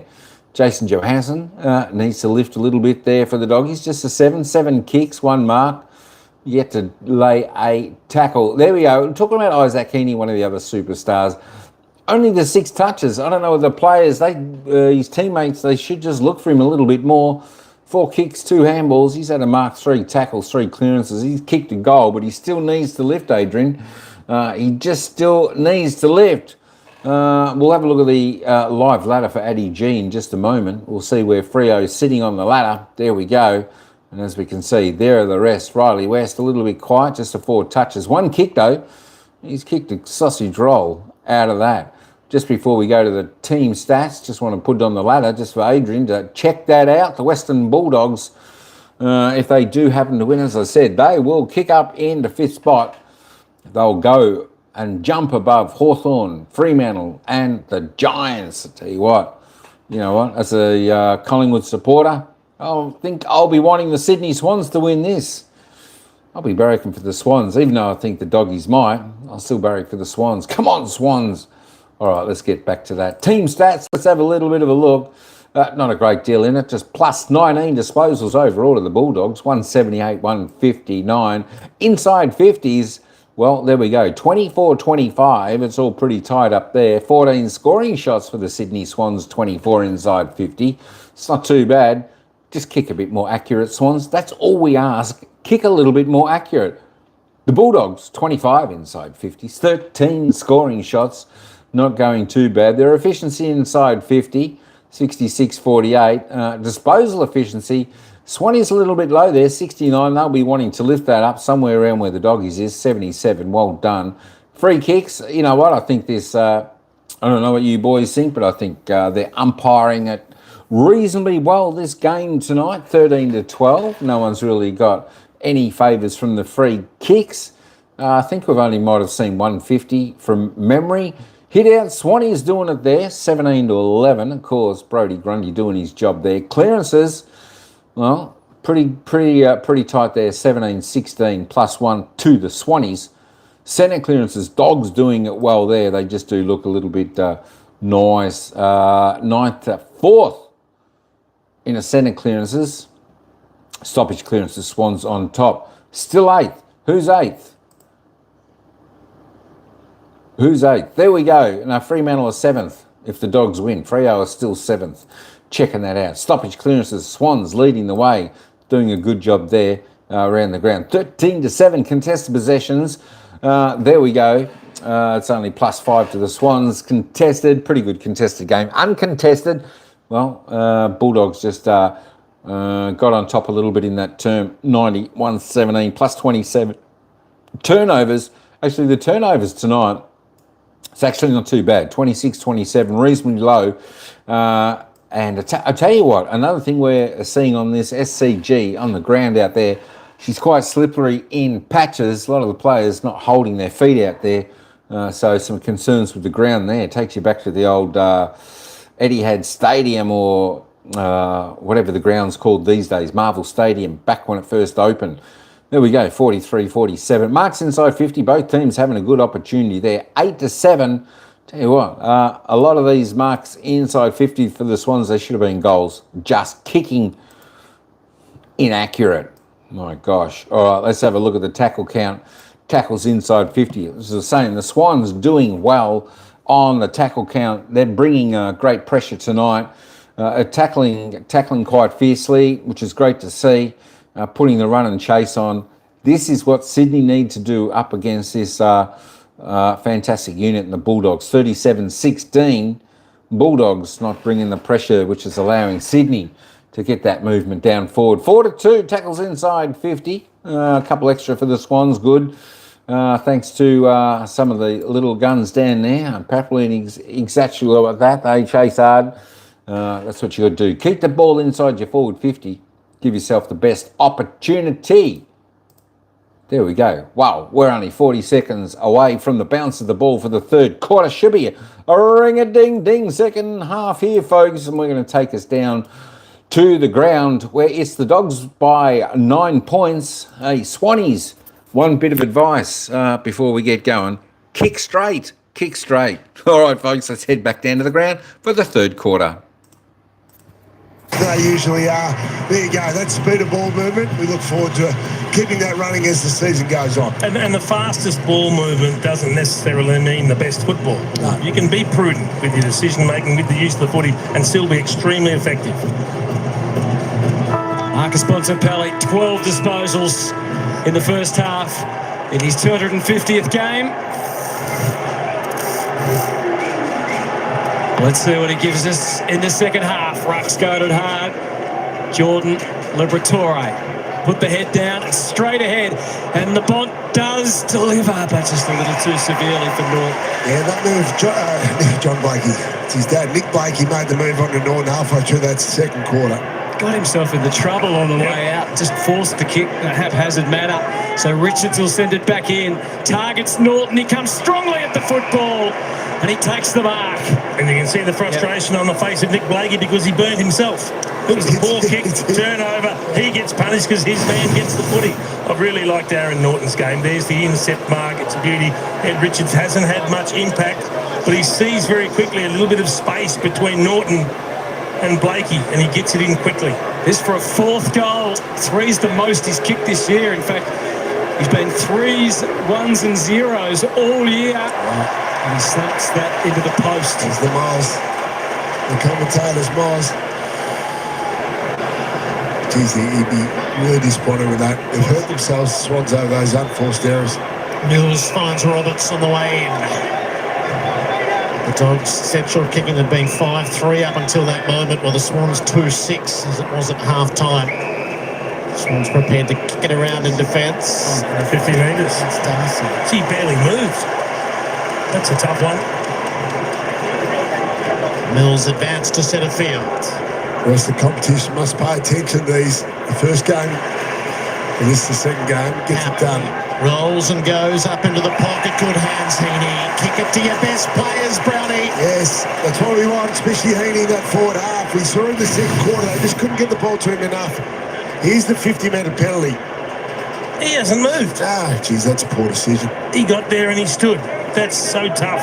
And he's entitled to ask the question, I think. We've seen a number of times tonight, it's been Tom Papley leading up outside 50 and being the connector, not the final target. And he gets it in again to the advantage of his teammate in a one-on-one. Just the 6 touches so far. Splendid stoppage goal. Isaac Heaney with the set shot. He's all class. The Swans continue their run unabated at the start of the third term. The deficit back to 4. So he only had 5 or 6 touches in the first half, Isaac Heaney. So how do you have an impact? You hit the scoreboard. He's now got 2 goals. So maybe you just say, I'll play forward and I'll try and get him to 3 and 4 goals, and that'll have a really big impact. I still don't get what Sam Darcy did then. It didn't appear to me, as obviously the umpire saw something. I'm not suggesting he's wrong, but it just didn't appear as though he'd done much wrong. But there is a kick to advantage, kick to the side of that contest that your player is on. And then Heaney uses his strength and his skill to take the contested mark. Good roll too by Tom Bapley. Yep. Gets it out to the open side there for Heaney. Let him go to work one-on-one against a good contested player in Matt Kennedy. So 4 in a row for the Swans, and he's now kicked a goal in his last 6 games, 4 of them multiples. 2 last week, has a double tonight. Great connection, Grundy to Warner, and he tries to create something. Francis barely stays on his feet. McInerney, how will it end? It ends well. It ends with the Swans in front. Started with Warner in the middle, ends with McInerney, a dead eye from the pocket. They can't kick it when they've got time to think about it, James. Well, you can sit there and say it started with Warner. I'm going to say it started with Grundy. I thought that little flick over the back of his head was exceptional. Have a look at this. Little flick over the top. The timing of the run from Warner, exceptional. He misses the target, but at least he puts it out in front of the intended receiver. The best part of that was somehow Francis was able to keep his feet as he started to slip on the ordinary turf. You'll just see him, he half loses it there, he keeps it. A great hand pass and an even better finish. Yeah, well said, Brody Grundy. 8 score involvements, which has been fantastic. Since quarter time, really, Tim English was the leading ruckman, leading player on the ground, probably at quarter time. He's fought back really well. 5 in a row from 28 points down. Dean Cox riding every moment of it. Grundy again looking for Warner and found him. Heaney, so the prime movers are involved. Calden as well. Sets them up inside 50. Lob brought it to ground, and he was brought to ground illegally. Kennedy takes the advantage for the Dogs, and he spent it well. Norton on the long lead.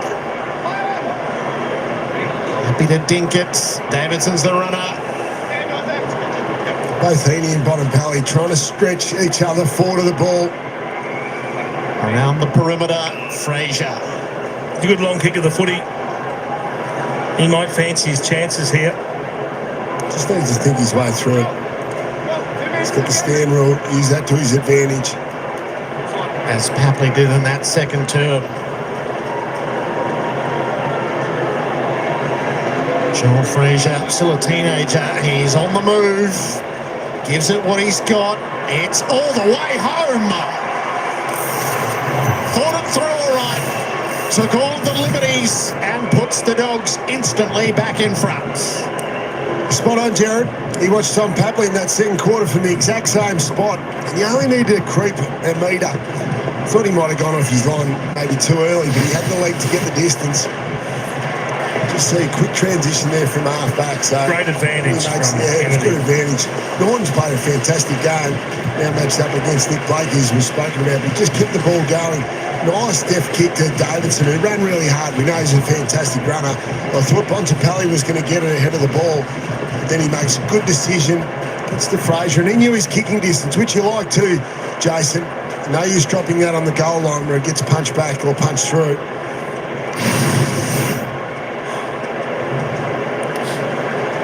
Well, they've really found one in that young man, Joel Fraser. Back in the middle again. Sydney back to work. Jordan from Grundy. Inside she rolls. Tough for Lob, but playing in front. Ricochets out to Richards and Rowbottom. Davidson trying to turn out of the tackle. He pretty much turns into it. I'm loving Bontempelli and Heaney. Not paying a huge amount of attention to each other. They're both running forward. Heaney's kicking it forward. Straight to Lob, though. Bramble, cornered by Papley. Scooped up nicely by Rowbottom. Had to follow up. It's so hard to keep your footing and do anything meaningful over in that pocket. Lynchy? It looks like English is struggling with maybe a right knee issue. Very slow getting off the ground. And before that last centre bounce was in the hands of the trainers. Let's see how he goes and fares against Grundy. Gets displaced, but at least broke even. Got it down to the front. Liberatore, bit of a skyscraper back to the middle. Roberts kept his eyes on the footy. Now the prize is to hit a target inside 50. A skimming ball. Was it marked by Buller? No. Just a beautiful kick in. An absolute dart. Hits the ground. Good decision from the umpire. Highland Bulldogs have conceded 2 goals from this in the second quarter. Grundy to Papley instantaneously onto the boot. And then it sits and wobbles harmlessly out. It's been a problem, the clearances, since quarter time, Jared. What do you reckon the third umpire in the West Indies would have thought? Looking at that. Could have gone anyway. Said, Mark. It's been utterly perplexing what's happened in Barbados there. Liberatore has gone to Heaney. Trying to curb his influence at the stoppage. There's no curbing Grundy. Heaney got it anyway. 3 for Heaney. The Swan Stars have risen and they lead again. This is becoming a problem, Jason.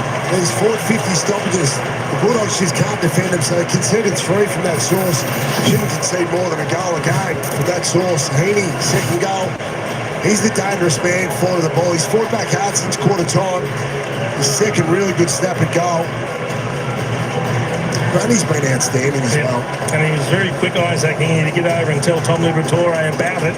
What they have done in this term in particular is they've kicked the goals that you just don't expect to be kicked. They've missed the easy set shots and they've kicked the really difficult ones.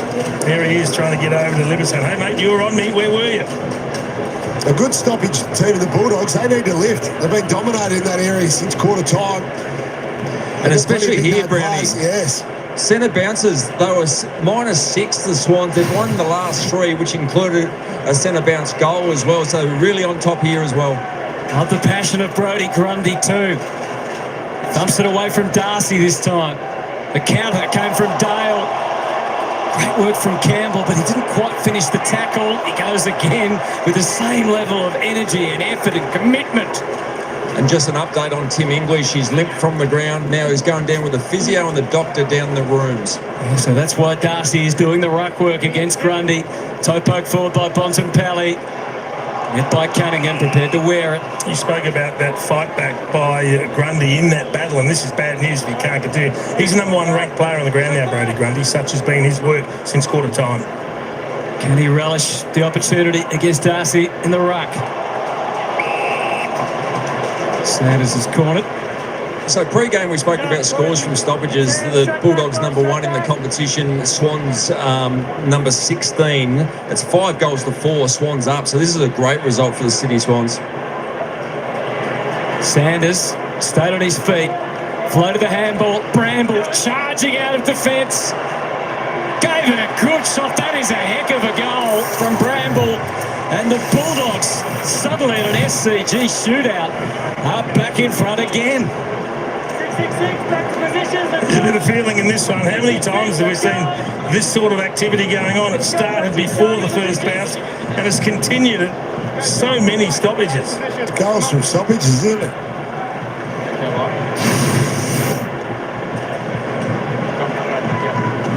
It's a good finish. You could just see him sitting off the back of the stoppage. Injects himself at the right time and a beautiful finish. There's been some really good goals from both teams, as you said, Jace. They've missed the easy ones.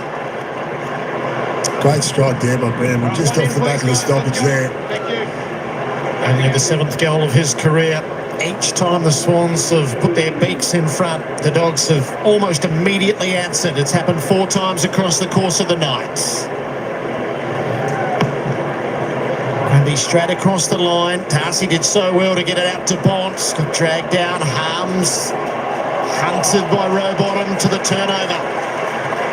Campbell sets the Swans wide. Really to no avail there.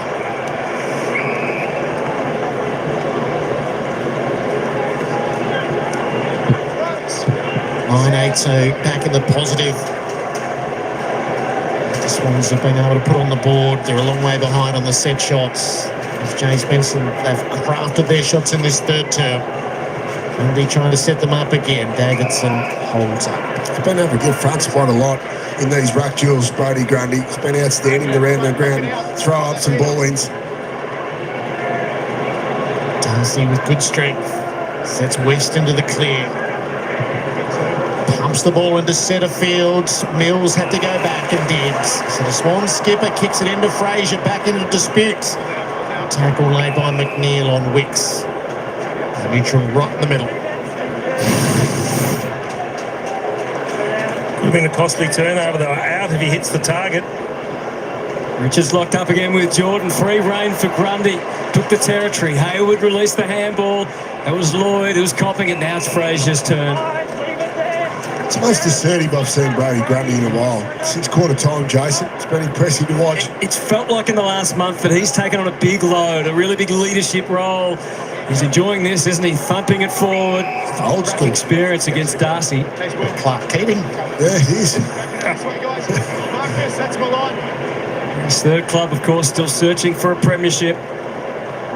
Left it behind. Warner was there to collect. What about when you see off the main ruckman like Tim English and then who comes in to replace him? Sam Darcy going, hang on a minute, that's small.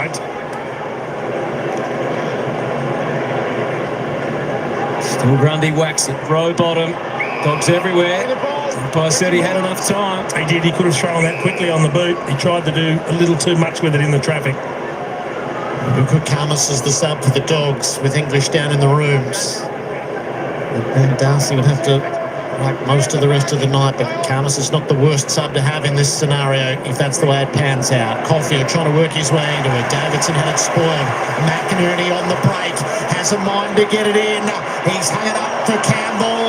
Heaney for his fourth. The Sydney champ is here. And he drives the Swans to the front again. And this is the bonus of having bona fide star players that can play more than one position. It wasn't happening in the midfield. He wasn't finding the ball. He was having zero impact. But all of a sudden, you put him forward. He's got 4 goals to his name. He's turned the game. This is full on now. Great intercept from McInerney. And then the kick wasn't a bad one either. To the advantage of a couple of teammates. Ball comes to ground and Isaac Heaney, deadly finish. Well, I've liked that he started in a lot of centre bounces, Jace, but he's essentially a forward. Just drifting forward straight up. He's a forward in disguise, isn't he? Yeah, and he's making the most of his opportunities. That's what the great players do. They can find their way, they can have a bad start to the game, they can find their way back into it, make the most of their opportunities. Wonderful player. What a quarter of football. 5 goals is his personal best. He's done it 4 times. Isaac Heaney. And the way he's playing tonight, could be within reach again. Out of the middle, the Swans by 2. Warner just thumps it and hopes for the best. He's out of the square, Heaney. He's out of reach this time. Williams herring after it. Bramble got a shot from Rowbottom. He's desperately trying to find Heaney. Bramble did well. Back out to Lloyd though. Skies it up. Numbers with the Dogs. Commitment from both teams, fantastic. Rowbottom found a way. An extraordinary quarter of football by the Sydney Swans. They started it before half-time and they've slammed on another 5 in this term. And everyone wants to be part of it. The Swans lead by 8 points. They had a great goal, but put it down to this contest from Jack Buller. He's the one that just forces his way into this contest when it didn't look like he was going to be involved. So the ball scraps around a little bit, and you'll see this kick come in. He's outnumbered. He's outnumbered 1 against 3, but he finds a way to complete. That brings the ball to ground, and that enables the Swans to stay alive and try and kick a goal, and it's a fantastic kick from Rowbottom to get it done. I tell you, you respect your teammates. Compete hard in the air, bring it to ground. Bulldogs are taking a lot of intercept marks. They're up to 13, so that's really important. Good finish there by Rowbottom. Amazingly, they've kicked 5 goals straight in the quarter. Running repairs have been done to English, but he's still on the bench. Liberatore to Harms, slipped his way clear. Bramble's job to drive the Dogs forward. Sets them up inside 50. Awkward ball. Fraser couldn't get hold of it. Blakey dispossessed. Norton trying to charge through. Wicks the other way. Dispossessed in the tackle. Norton kept it going. Cunningham kicked it straight back into the jam. Fraser fed it out. Bontempelli out of nowhere. The curtain call. The night demanded. The Bont with a goal in his 250th and when his team needed it most. He's seen Isaac Heaney and he's raised him. They're both going forward out of these centre-bounce stoppages. Great finish there, making the most of these opportunities. They haven't had many opportunities this quarter. The Bulldogs, Sydney have been the far better team, especially around contest. They've dominated centre-bounce, been able to get the territory, but this time one of their few forays forward. Just kept it paddling.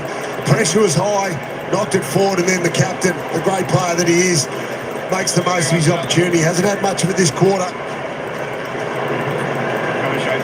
And Brownie, that was the first centre bounce out of the last 6 that the Bulldogs have won, so they needed to do that.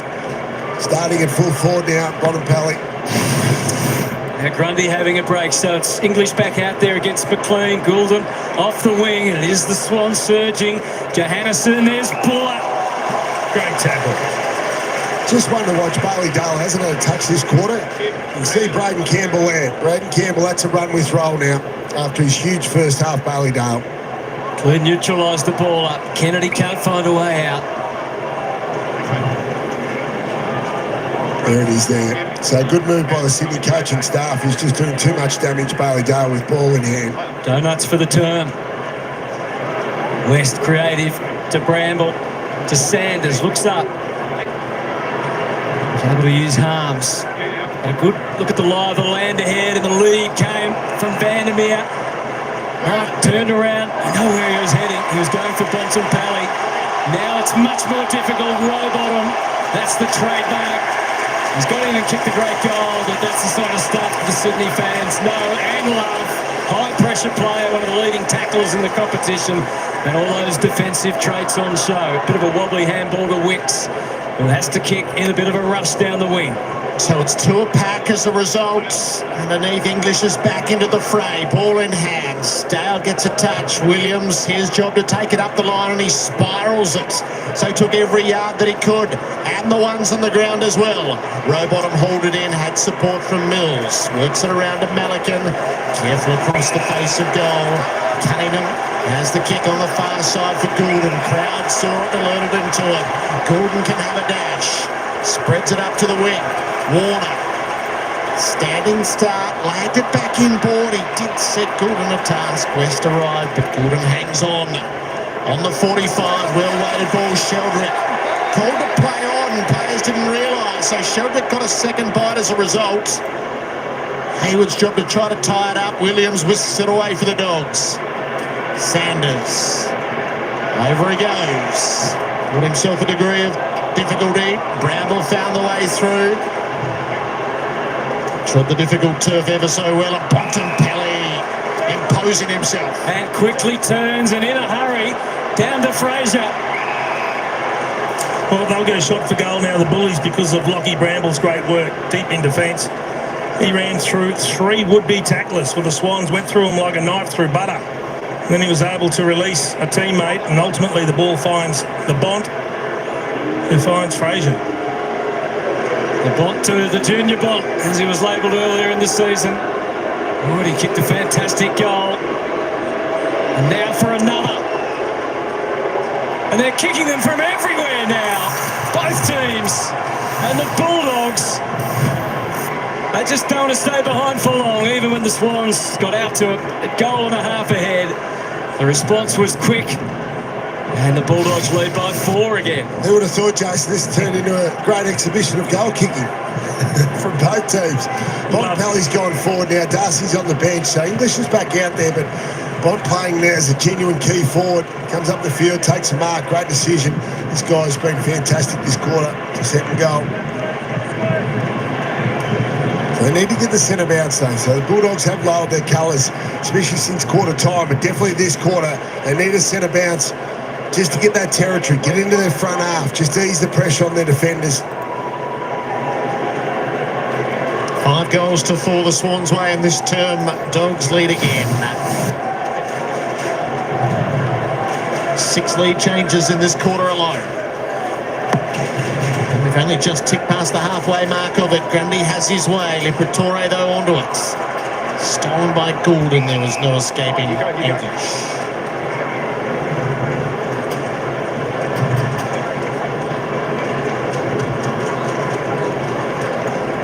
Grapple. Goulden found the way through. Skinner and a bumper. Oh, it sold Williams into desperate trouble on the turn. Dogs will be happy that that's gone out. That did everything, that ball. And avoided half a dozen people. Could have gone anywhere.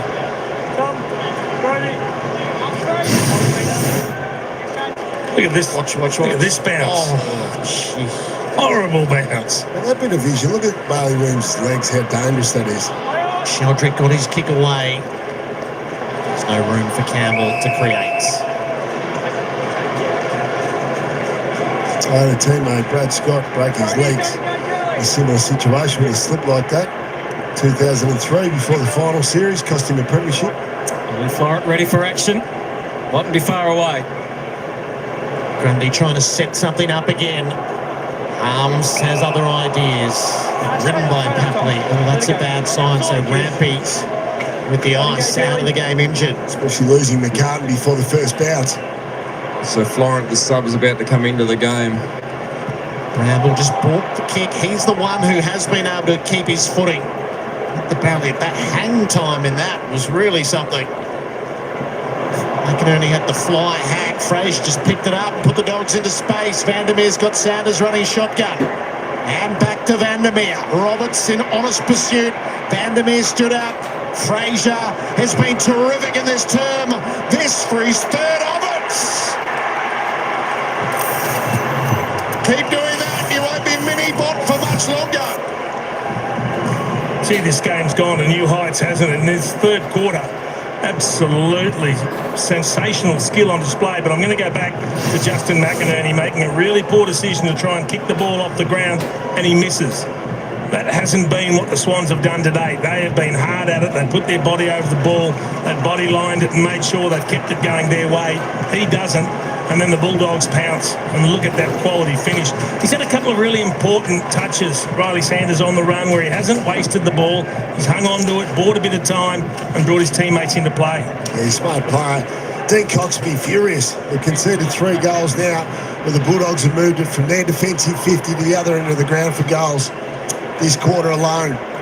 He's only kicked multiple goals once before, Joel Fraser. A new career high of 3.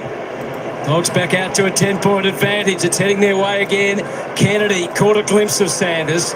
Couldn't connect. Goulden knew exactly how to chain them up. Sheldrick, it starts to get a bit sticky out there as well. Roberts didn't handle it well. The hottest hands is Fraser. Goulden able to neutralise at least.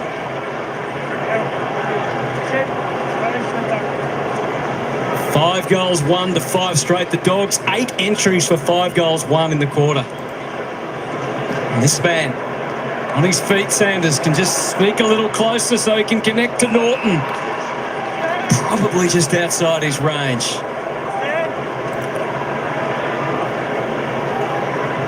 Tries a mid-range number. Past everyone. Florent on the ground in action. Couldn't get the kick away. McNeil. Another great example there of Riley Sanders, what we were talking about. He just buys himself time. He doesn't rush it. He hangs on to it. And he looks for an option and he finds it. Important stoppage close to goal. Bulldogs attacking. Grundy tried to hit it to safety. Jordan through the tackle. He survived on his feet. Bramble had a heck of a quarter. Thumps it forward again. Free kick advantage. Instead of Darcy kicking it, it's Harms. And now the Bulldogs assert their authority. That's 4 in a row. And it takes them out to 16 points. Yeah. Just like that. Yeah, still challenged out of the ball now, aren't they? So Rampy's gone to the bench. They lost Tom McCartan to illness before the game. So get it in there as quick as you can now for the Bulldogs. You're going to get in these favourable matchups. Been good. Bramble's been real good. Him and Fraser. Good there, good contest. Gets a great spot there. Harms. Not sure what the Sydney defenders were doing. They didn't go front and square. Nothing more frustrating for a forward when you've got to lay down Mazaire set shot and someone decides to take the advantage. Furious. That was like Brownie's first game. Got the free kick forward and someone took it. Jared Malloy, never forgotten it. Went on to have 0 disposals that night. 16-point leaders, the Dogs. Grundy, Heaney's come back into the middle. Bontempelli offloads him. English trying to find the way. Grundy held him up. Heaney back on the ground now. Just lost control the last 5 minutes since Heaney was on the bench. English gets a go the Dogs' way. Jordan had it stolen by Liberatore, who hadn't stolen by Florent. Found a way through. Hand pass in hope more than anything else. And Bramble having some sort of turn. He's placed it beautifully for Norton. Norton's kicked 3 goals too. He's played well since quarter time. See advantage of having Sam Darcy there. This man's going to be in a lot more one-on-one contests for the rest of the season. Darcy can stay healthy. Aaron Norton checks himself. English presents. Underneath Goulden with the hurried kick to get it out of danger. Happily kept it in dispute, which was a good play. McLean, though, got caught. Sanders trying to wriggle his way through. Lob back inside. Haphazard. Cut off by Roberts. Good work by Roberts. The ball found him, but he was able to take the mark and just wait for the right next option. It's Blakey. You see the Dogs gritted out, so there's some little gaps in between. And it's the path they wanted to plot, but I'm not convinced. So back he goes on the retreat through Malikan. Back again from Mills. Their kick mark game here. So they've done a job on Bailey Dale, Brownie, kept him to one possession. He's off having a spell. The one they can't stop at the moment is Lockyer Brambles had 9 possessions, 3 inside 50s and kicked a goal. Goulden midstream changed it nicely, adjusted the kick. The edit found Heaney and now back to Jordan. So Swans beyond the wing. Oh, Francis went to ground. It's a common sight tonight. Hayward extra cautious as he picked it up so he can stay on his feet and try and deliver to Warner. How did he get there? Did he have it long enough? He waited, and then he called it. And it's fair to say it hasn't gone down that well with the travelling party from the Bulldogs. Not convinced he controlled it, did he? Although I guess he had it all the way to the ground and then it hit his body and bounced out. What's your decision, Brownie? Well, I'm not sure. I was watching the cricket last night, so I'm confused. Chad Warner, game 100, already has one. This for a second, and they are still bedeviled by their set shots. Kick all the great snaps you like, but they have to nail their set shots, especially when you get a bit of charity like that. Well, whether you pay it or not, it was a great effort. It was really good effort. I don't think it was a mark. The set shots have killed him. There he is again, Bramble. Williams, 45, finds the pass he was looking for to Fraser. Patting at the air to calm things down. It's been a frenetic third term. Bramble again. Caulfield stayed viable. Chances his arm from the defensive 50. Bontempelli has 2 against him. McLean at the drop. Roberts, Grundy. Searching for the right-hand pass. Retreats. Malikan. That's not it. Straight to Vandermeer. We put it in the wrong hands on the shuffle around. Oh, Vandermeer not without risk. Caulfield partly bearing down. Bramble. 13 for the turn. Half volley. Liberatore. Bramble clears the area this time and almost got in the way of Johannesson. They do work it out, and they work it out well. So Lobb can take the advantages up to the 50. Norton arrived late. Gets it from Hines. Overwhelmed. Holding the ball.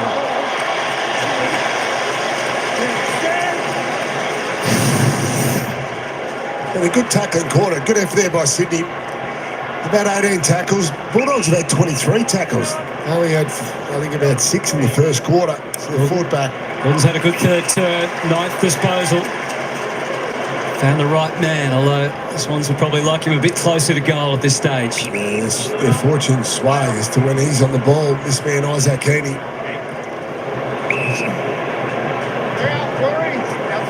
Shortest legal kick imaginable there to Grundy. He's got to find a way to kick another goal before 3/4 time. Francis down the line with Hayward. Francis, the early lead. English unperturbed. Liberatore. Handball's in his sleep, so he got that out somehow. He plays his 250th next week. Contrasting characters, but haven't they led the Bulldogs so well in the last decade? West feeding it back. Williams on the skates, but he stayed upright and gets the kick away. Nice work from Blake. He took off.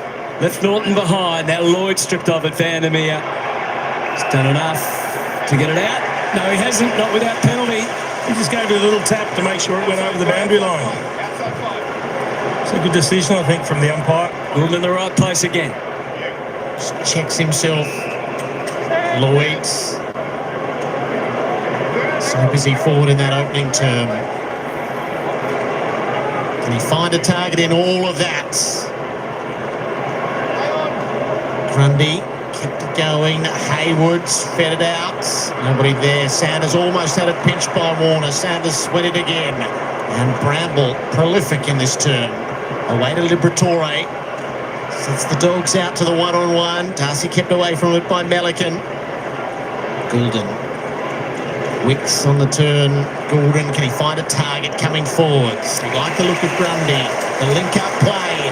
Blakey gives it on the inside to Papley. Back to Blakey. He's going to have company. Knocked it on. Rowbottom gets another look. Not enough on it. Great pressure there by the Bulldogs. Just kept at it up down to 24 tackles for the quarter. Fantastic effort. Good spoil out there. You mentioned Lockie Bramble having a quarter, Jared. 15 possessions and a goal for the quarter. Astonishing stuff from the former Hawk. Hook back in. Big 45 seconds this for the Swans, who have given so much in the term. Johannesson is that high on Heaney. Had to be. It peels everywhere, and eventually it's given. Eventually the finger goes up, and Heaney is going to line up the number 5. It was given by the square leg umpire. Yes, it was the umpire standing in the centre square, had a good view of it. It was there, the left arm from Johannesson. So this is the kick that puts him inside 10 points. If he can go back and kick truly. Just checking with the umpire here. It was the trainer out to Bramble. He got hit off the ball from Francis and went down, just getting to his feet now. So all eyes turn to Isaac Heaney, the superstar Swan, already with 4 goals tonight.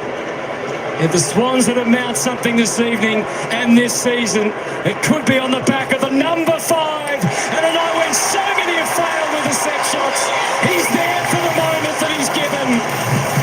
What a night at the SCG. What a quarter we have had. The Swans were able to hit the Bulldogs, who hit back themselves, and at the end of it, 6 goals, 1 each. An SCG shootout. It's been fantastic. And this has been the problem area for the Bulldogs. They've conceded 4 goals from forward 50 stoppage, or their defensive 50 stoppages, and this has been the man Heaney who's the most dangerous. Gets involved in the secondary play and was there every day of the week, but just stays active. Since quarter time, he's, along with Grundy, he's been Sydney's best player. I think Aaron Francis is going to be in trouble. That's a swinging arm under the ribs of Lockie Bramble off the ball. Well, it's around the stoppage, but just unnecessary. And as good as Lockie Bramble has been with his 15 disposals in the quarter, Isaac Heaney has kicked 4 goals. It takes some beating. And we are going to go into the final term with the same margin at the major break. It is a 9-point lead. What a thrilling night. Amazing quarter of football. 12 goals, 2 kicked collectively. Split evenly. 6-1 to Bombs. Or will it be the chat? Come Monday, there'll be so much to digest. And of course, with Jared and Gary, it's Coach's Night, Clarko and Bevo. That's it. That's it. I tell you what a shootout. They were talking about shootouts. Talk about shootouts. Did I say talk about shootouts? 6 goals, 1 each in the third term. Hey, Ryan, how you going, brother? What's happening? Welcome in. 6 goals, 1, 12 goals, 2 in that third term. That's what we're talking about. Great football, great accuracy. Tell you what, the Swans got going. They got back up. They took the lead by about 8 points. Then the Doggies thought, hang on a minute. And of course, the Dogs, they put on 1, 2, 3, 4 quick goals, but Isaac Heaney stemmed the tide with that final goal of the third term, bringing it back to a 9-point margin, the same as it was at half time. Tell you what, we have got a fantastic game on our hands here at the SCG. Who's going to win it? I don't know. What does the chat say? 59% says the Western Bulldogs are going to win. 41% says the Sydney Swans. She's pretty tight in the poll here in the live chat. I'll tell you what, boys and ladies, we've got a fantastic game, fantastic final quarter coming up your way in 4 minutes' time. Of course, no point showing the live ladder at the moment, Freddie G. We've seen that. Lockie Bramble tops the table on the disposal count, 24. Errol Goulden, 22 for the Swans. James Harms, 19 with Bailey Dale. Of course, Brodie Grundy there on 18. 36 hit-outs for the big man. Well done. Tom Liberatore climbing the table up to 17. The Bont up to 17 with 1 goal. The Lizard Man, Nick Blakey, 16. Isaac Heaney, fantastic third term, 15 disposals, 10 kicks, 5 handballs, 3 marks, 3 tackles, 5 clearances, 5 straight goals. That's how you do it, Sydney Swans. 5 straight goals from the superstar Isaac Heaney. Well done. There we go. Tom Papley still 2 goals, 1 off his 13. Let's just roll down a little bit. Matty Kennedy on 11 for the Dogs, English. On 11, just the 12 hit-outs. Aaron Norton, 3 goals, 2 from his 10 kicks, 10 possessions.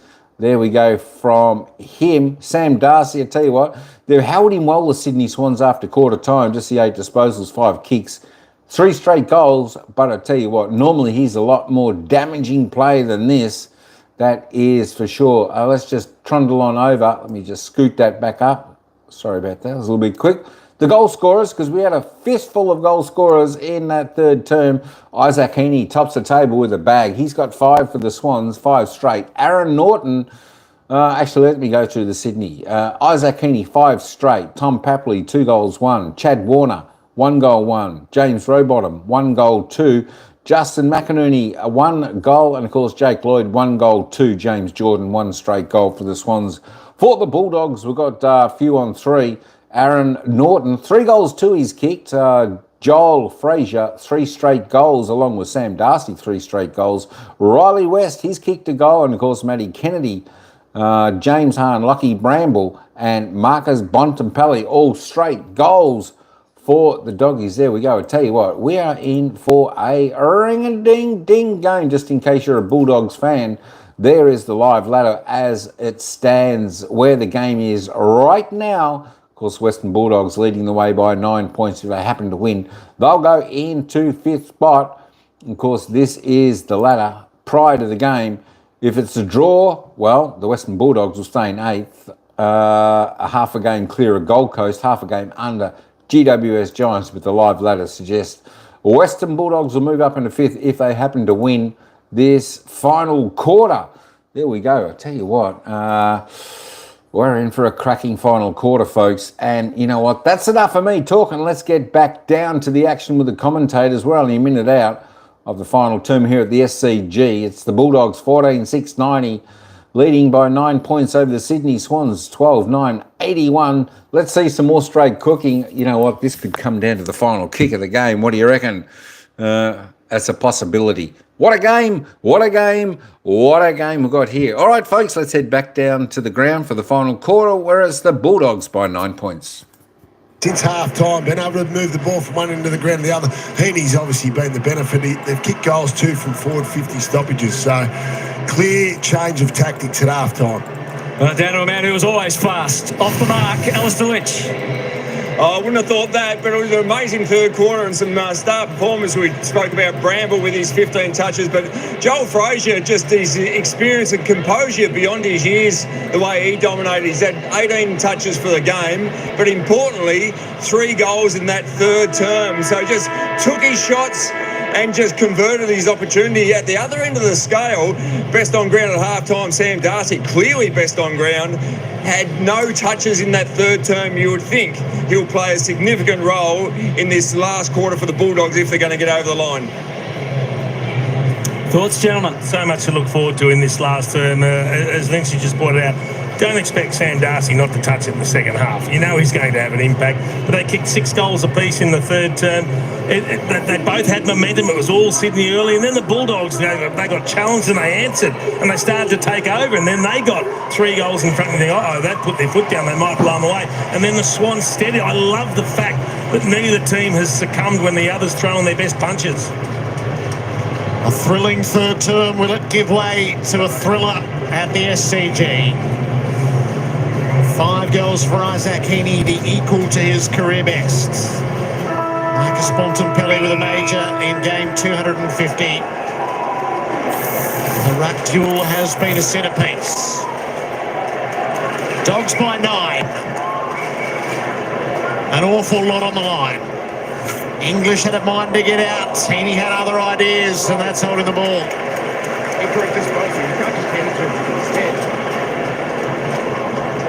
Heaney's first intervention of the term. Out to Lloyd, the roll and go. Give the forwards a deep look. McLean from the side. Kept it in dispute. Williams getting worked over by Papley. Bramble sticks the tackle. This is where you need to be on high alert now. The Bulldogs defenders, they would have spoken about this at three-quarter time. They've conceded 4 goals from this area of the ground at these stoppages. Who's got Heaney? Richards with responsibility. Papley out of midair. Get any direction about it. Richards ended up with it. He just makes things happen, Tom Papley. Kick out of midair. He's capable of doing anything. Not a square to spare over there. Papley played for the free kick. Worked the hand pass away. McInerney kept it alive. Grundy, what a pick up and shoots! He has done the lot, Brodie Grundy, tonight. And a goal to trim the deficit to 3. Well, in fairness to the Bulldogs defenders, you're not expecting him to kick a goal from one of those stoppages, Chase, but that's 5 goals. He's been fantastic since quarter time. He's played with a real aggression, a real presence. Great finish, great stuff. Sent some fantastic snaps tonight from both teams. I like that. So Papley pays for the free kick, but then he realises, I'm not going to get this, so let's keep it alive, shoot it out. And then it's McInerney that comes into it. He does a little bit of the same, throws the head back, but then he keeps it alive, and the pickup was exquisite. The big man's back playing some of his very best football. Tim English, he was just sitting 5 metres defensively, just spectating.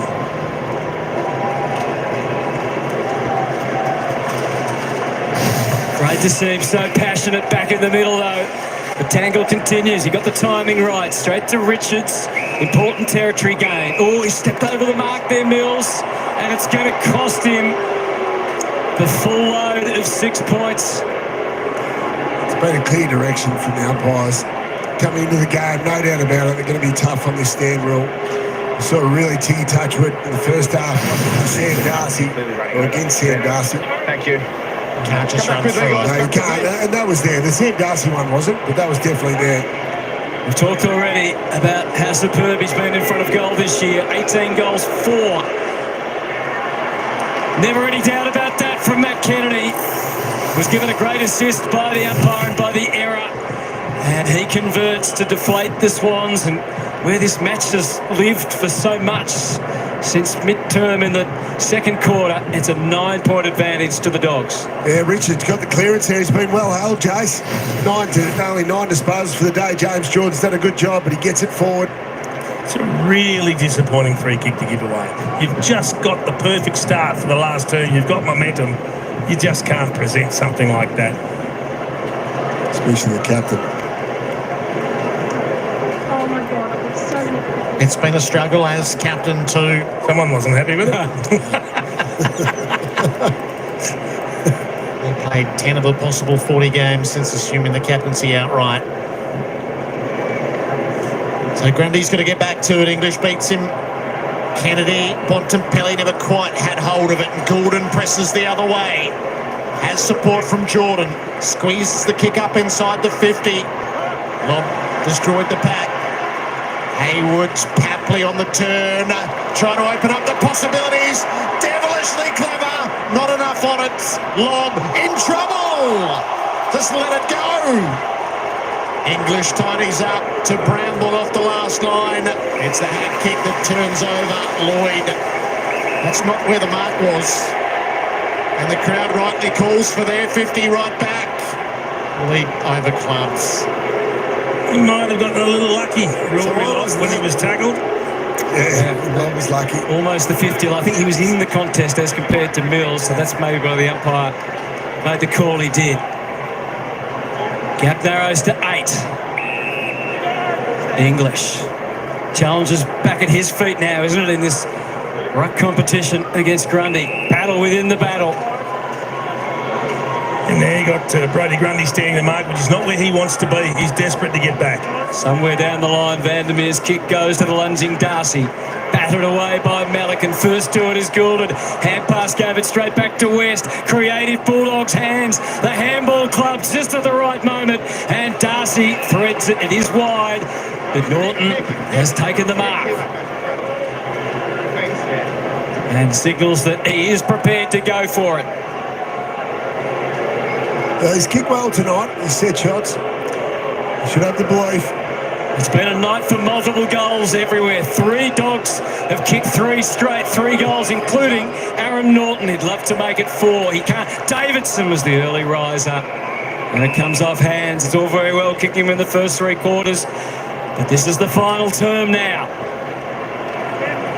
He's a bit worn as well, Grundy. Can't afford him to go down with cramp. Dogs looking for a stoppage goal. It's been their long suit all season. Plenty of movement, no possibility. Yeah, they've got the talent in there. They've got all the big guns in there. Richards, he's had a quiet night. The Bontempelli around. Kennedy's had a fantastic year. Liberatore. English steps around. Bontempelli's got a mind. Roberts with the free kick. At what stage do you look to get calmness into the game as the sub for the Bulldogs? Yeah, they've got a couple of forwards that are being a bit quiet. Maybe McNeil might be one to look at rotating through the sub bench. Yeah, it's a possibility, Lynchy. He's a different type of player, though, than a McNeil or one of those mid-smalls, isn't he? That's the kick on the way absolutely. out. Norton scouted it and pinched it. Bontempelli leads into the pocket. Kick goes deeper than that. English punched away by Heaney. That's a great spoil. He had the set, he had the run and jump. Tim English looked like he was going to make it his, but Heaney comes in with the big double fist and just pumps it through. The English is getting very excited about taking the big grab. Blakey wanders off. Just the kick nicely. Lloyd. Pensive look along the wing. McInerney had to be part of the contest. Buller prevails. Best tonight. Some nice things. That's some good things, isn't he? Yeah. Goes inside. Roberts, now the run from Blakey. Yes, he does hand it off to him. Doesn't quite get into full stride. Skinnied the ball, it went so short. Dale tackled, but in the end, despite being restrained, got a handball away. Stand off there. Richards could caught a kick it off the ground. Norton looming. Melican to ground. He couldn't keep his feet. Did pretty well given the opportunities that weren't much. What a handball. What's it going to turn into? Fumble from Campbell initially. Heaney and now Florent with a point to prove. He kicks to the pocket and holding on for dear life is McInerney. And he doesn't want to take. Oh, he's committed. He overcommitted. Did he dispose of it? Francis from the pocket. He handballs inside. Buller! He's kicked his first. What a night at the SCG. Back within 3 points. Loved the desperate effort at half-back from Melican. Loose ball. He was able to dive and knock it back to where he had support, and then they got it forward. But I can tell you right now, this is not the way they envisage that goal panning out once McInerney gets the ball out wide here. He makes a total hash of it. He's got something in his mind. He goes to play on, slips, play on. Little mongrel hand pass, slip, play on, hand pass into space, and then Buller, who missed a set shot from directly in front before, has no time to think about it. Snaps a beauty. How good's that? Look at the strength of Warner. The power through the legs. Yeah. Just keep his feet there. Handball it forward. You know the defenders are going to be tiring. Ability to run backwards. It was just he did see the target on the inside. McInerney just played off too early. Big centre bounce here. Grundy settled himself. Richards inventive. Goulden first access. Tried to double back through the traffic, but had nothing on the inside. Cunningham. Goulden's had since half-time he's been very good. Goulden up to 25 disposals, the leader for Sydney. Florence, he plays it to the dangerous turf. You don't want to bite off too much from here. Melican steers it to Blakey. Rolls and goes. Grundy, it was not to his advantage, and Fraser pinches it. Up to Liberatore. It's a bad kick by Blakey. It had to be another few metres outside of Grundy. Kick for Darcy. Oh, it had the height. He couldn't quite hang on. Wicks and Florida made a meal of it. Darcy might make them pay. Norton, Fraser landing the heavy blows. He's kicked 4. No, he's been fantastic to watch. Bond, what's he called? Mini Bond Jr. Great to watch. 4 goals, a fantastic effort. Counteracting Isaac Heaney's performance the other end, but Blakey would be kicking himself. That was an relatively easy kick for him to put it out to Grundy. Kicks it on the inside, gets the turnover mark, goes back the other way, and the Bulldogs are good enough to finish. It's a couple of bad turnovers from Nick Blakey tonight that's cost Sydney goals. Now, you've got to be very careful if you're kicking to a ruckman. Understand that kick has to be perfect. And I'm not disrespecting ruckman, but he's not going to have the agility to change and react to a kick that doesn't get to where he's worked hard to get to. And you've got a smaller, more mobile player jumping in front. The turnover hurts. Every time they look like they're inching their way back in and having a red-hot crack, the Bulldogs answer. Pick 45. What a selection that has been for the Bulldogs. 103 to 94. High scoring, tough. Feeling tonight. Even before the opening bounce, it's continued all night. Bit of wasted effort there between Francis and Law. Ball goes forward from the boot of Roberts. And a tangle back in the middle, marked by English. What I can tell is, from what I saw, Rory Lobb was winning the wrestle. He was dominating. Got the points. English blasted forward. Norton flew with intent. Davidson didn't give it to the captain. Just turned and blasted for goal. Hines knows his way around the sticks. We saw it last week. That time it was just a little bit makeshift and didn't get the connection he was after. And there's Wicks on the very last line from the deepest, darkest point of defence. He gives it to Lloyd and they start the journey forward. It looks like Karmas is about to come on the ground. It appears that McNeil has gone to the back row. Buller has to present. O'Donnell reached around. Heaney underneath. Kept it going around the boundary. Lobart. Francis brought him down. McLean's job to get it. It's on again. What is going on? These two. And Rory Lobb. He's been beaten in the rematch. Oh, here he goes. He's desperate to get on top this time, Aaron Francis, and give him some of his own medicine. They've come completely undone, those two. And you know what? This is just operating outside of the game. Are we going to get the trilogy, Jared? Has he lost his glove as well, Rory? Yes. Could either of them have any energy left? We're about to find out. He's knackered. He's knackered. Have a look at him. He can barely draw breath. They have just gone at it, these two. How did it start? It's round one. It's the first one. How did he lost his foot earlier? Another slip. That's a good end, though, isn't it? Oh, and then he loses top spot. Look out. In the live play, Bontempelli, Fraser stepped around and fashioned a kick and waited it ever so well. Kennedy couldn't hang on because Florent dragged him down.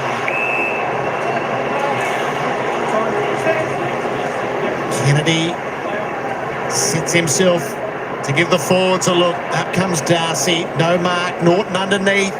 Kept it going the Dogs' way. Nobody in particular. Melican. Roberts. Got to be careful here. Sheldrick to clear the area. Turnover. They can't go to the inside. So Sheldrick, I know he was rushed, so they had to go to the outside, though. It just favoured the Bulldogs player. This is round two. I thought he had him here, Francis. Greco-Roman wrestlers. That has sapped all the energy that the two of them have. Look at that kick, Dave. It's got to go to the outside. Yep. Another mistake. He knows the moment it leaves the boot. Harms pinched a Darcy goal in that third term. Wouldn't this be a margin? 15 points approaching halfway of this final term. He leapt into it. It was never likely. Leaves the margin unchanged. Both teams are going to be tired. It's been a fast-paced game. A lot of contests as well. A lot of slippages. So who's going to stay the distance? You get to 100 points, you don't get beaten too often, Brownie, but have they got one last effort, the Swans? Have they got some run left in the legs? Like he stays down the line. He pulled the kick a little bit at easy access. He's kicking being a little off tonight. Yeah, he's only kicking 50%, 16 kicks. That's poor for him. They don't operate the lizards as well in the sand as you might imagine. Harms tries his luck in the pocket. McLean defending. Oh, Bontempelli. Contact taken by Lloyd. That's the kick they needed. Ruben McInerney opens things up. He took off. Quickly recalculates. Hines couldn't stop the ball leaking out the other side. Nonchalant little give from Florent to McInerney. Here comes Bontempelli, but they stay ahead of him. Snatched back instead by Fraser. What a night he's having. Off to Caulfield. Forward handball. Now commitment from McInerney. Didn't keep his feet though. A tumbler forward from Norton. Kennedy hits it hard. Just as hard was the tackle from Wicks. Sydney turn it back their way. Deft off the outside of the boot, but too short for Rowbottom. McInerney again. This time to the width. And Gordon wants to take the air out of it. Heaney's screaming for it down the line. And Buller, in fact, it was, with his hands up. Yeah, there's some tired players out there. Yeah, they're really tired. I think Gordon recognising that, giving his team a bit of a break. Switches on a full switch across to Melican. And then to Blakey. Does he take on the ruckman English? No, he doesn't. Just plays it safer and a little closer to Lloyd. Up she goes inside 50. Top of the square. Hayward against 4 Dogs. The ground crew is all Swans. Francis had the energy, but his kick was smothered. Wiped away just like that. A win to the Bulldogs' defence. Richards is the kicker. Searching for the right target, and he's got it in Norton. Eager to go. Vandermeer kept on coming. Up ahead, Karmas's first involvement. Bontempelli's running up toward the 50.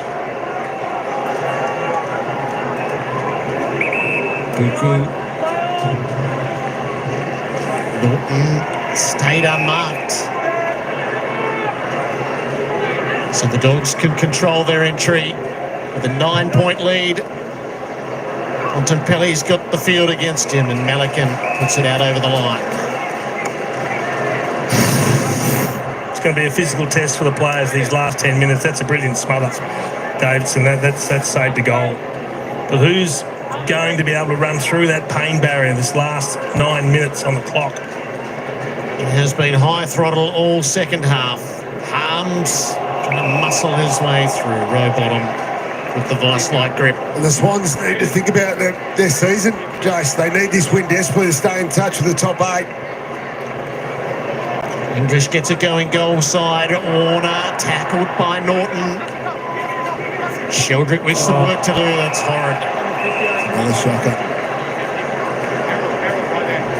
These last 2 kicks have been poor. 7 kicks at 0%. No one to the right.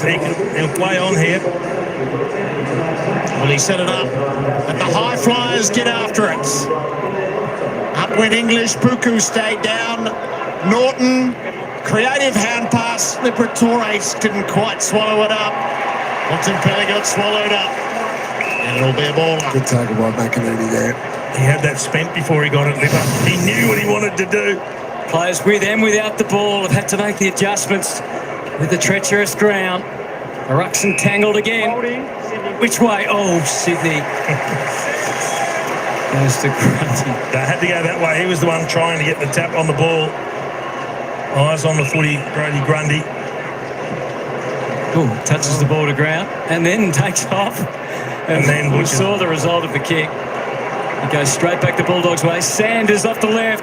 And Grundy's direct opponent, Tim English, just waiting expectantly in the pocket. Yeah, some of the kicking mistakes out of the back half, Sydney's this quarter, just been shockers. That genuine unforced errors. They started the game kicking themselves out of it in front of goal in the forward 50. And this last quarter, they might be doing the same, heading out of defence, giving the Bulldogs more and more opportunity. Tim English, as far as ruckman go, he is a pretty skilled footballer. It's been a fascinating battle. He dominated the opening term. Can he finish strong and finish straight? No. Into the post it goes, and it's the Bulldogs now that are having the trouble with their set shots. Well, to let off for Brody Grundy, and I'm not going to be too hard on him, but he's trying to make something happen, but you've got to go with what you know. Mills changed direction on the way out. Francis had to get it to Blakey and did. Blakey's kick short again. Heaney, good enough. Or the hand pass got too much on it. Francis goes over. Hines sweating on him. And the Swans have given up a lot of ground. Lloyd to find the kick to Warner. Got to get out of the Bermuda Triangle. Florida's the runner. Took on Liberatore, who chased him doggedly. McLean, clean pickup. On the turn, Florence kept on going. He should be the fresh legs. Kept it going a little further until Williams intervened. Sanders, the Dogs' cool heads on the way out. O'Donnell pumps it down the line. West's turn to go. He couldn't mark. He does stick the tackle on Grundy. That kept it in dispute. West proffers as a result. What will he do? Had to pull up. Hines, Francis. Warner goes over. Hines wraps him up. Swans probably would like the stoppage, and that's what they get. I just wonder whether the ground underfoot for the Sydney defenders having an impact just on their psyche when they do bring the ball out. They made some horrible kicking mistakes. Grundy's tap, well read by Goulden. Trying to get back to his feet. Richards does enough. Just not absolutely confident with their footing to nail the kicks. Suddenly we're down to the last 6 minutes. Bulldogs hanging on to a 10-point advantage. Sydney trying desperately to get it out of there. Sheldrick up to the wing. Dale led with a fist. Brownie, absolutely, and I think we saw that in the first quarter with the Dogs coming out of that D50. Their plant foot when kicking isn't stable, so they're unsure of their kicks. Dan Cox, Luke Beveridge. Spectators pretty much like all of us once we get to the end. Can still make a few moves now. Shout some last instructions. Encourage a youngster or two. Good communication from out on the field. Final rest for some of the key players. Darcy with the tap. Warner. Handballing backwards again, the Swans. Finding it hard to take the right kick. Liberatore. Great punch. That's better. And he gave. Got back. Kick went forward. Across the chops to McLean. No advantage. No distinct advantage to Hayward. So it's McLean starting to get to that time for the Swans. Trail by 10. Scours the forward 50 and then just kicks down the line. Hayward the riser matched by O'Donnell. Goulden. Centering kick was absolutely perfect.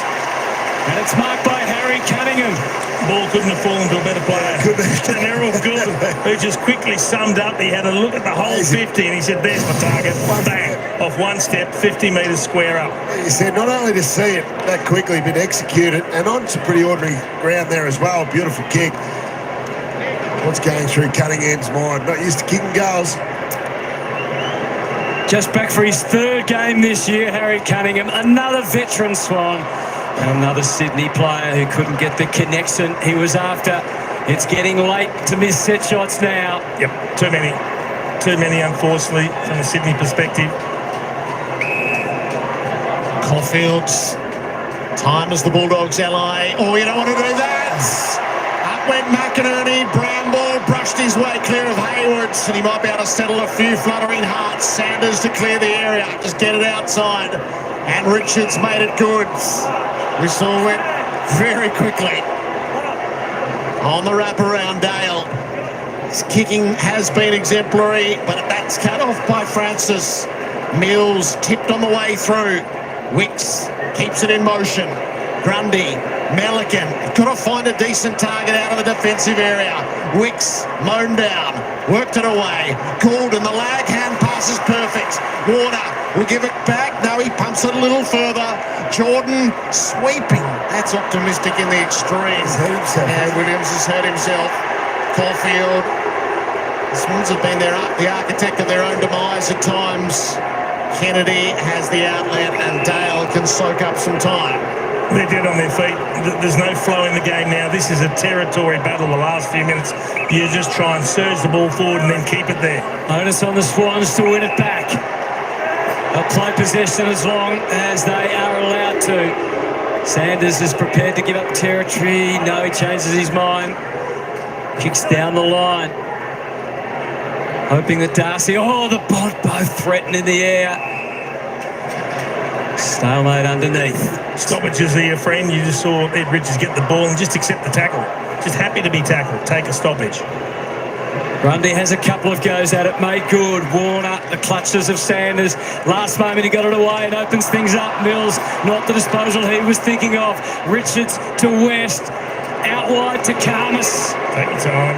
That kills you as a defender. Yeah, the temptation to pass was too much, and Blakey's got away with that. Made the spoil, and he fell over through the shifting sands. He went to ground, Francis to Melican to Rowbottom, and the handball to Wicks. Quick Wicks off halfback. Swans surging. 2 minutes 15 to go. Sanders in the air. I don't care. He takes it, swings it to the inside to Williams.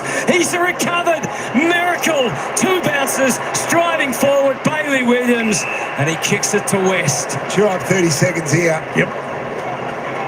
And all is quiet, certainly at the home fans.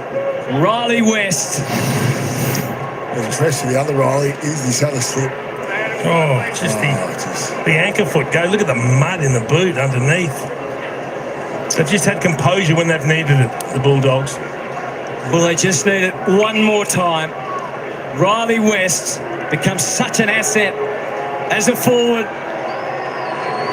Takes out to the right and then kicks. It's on the line.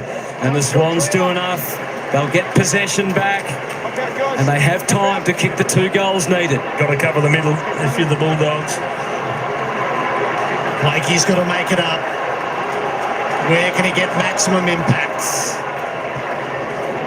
The 3-quarter pass into the middle. Beautiful work going back, Mills. And the quick release. Goulden's turn to go. Has he got the right kick? He does. Papley looks to full forward for the quick goal. The kick is favouring McLean. And it's his job to get it through as quickly as possible. Gee, it makes for a good last 45 seconds if he kicks this. What a great mark by the captain.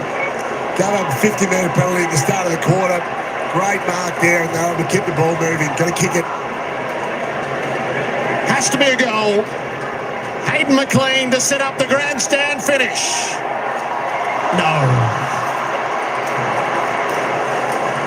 And that is keeping to type. Yep. It really is. It really is. Story of the night. It's cost them any chance. That would have made for a great last 38 seconds. Imagine that next centre clearance. I think we're all a little flat in the box. A big sigh of relief from the Bulldogs. Bailey Dale out to the wing.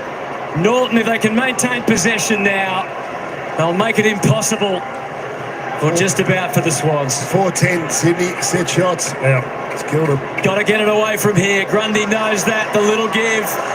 Out to Lloyd. Top of the goal square. Oh, just away from Papley. Hunted down though, but clearing kick from Johannesson. He'll buy them the time necessary. And the Western Bulldogs have somehow been able to withstand the Swans. They're such a different team with their stars back. But the Bulldogs found a way on a memorable Friday night to honour the Bonts. The one and only Marcus Bontempelli saluted with a win in game 250. And I don't think anyone will have any energy for the aftermatch. What a man, what a leader. And the Bulldogs season and their charge, perhaps, to a meaningful September campaign continues. It was 9 points at halftime, 9 points at three-quarter time, and 9 points at the close. It was a gutsy win, Jace.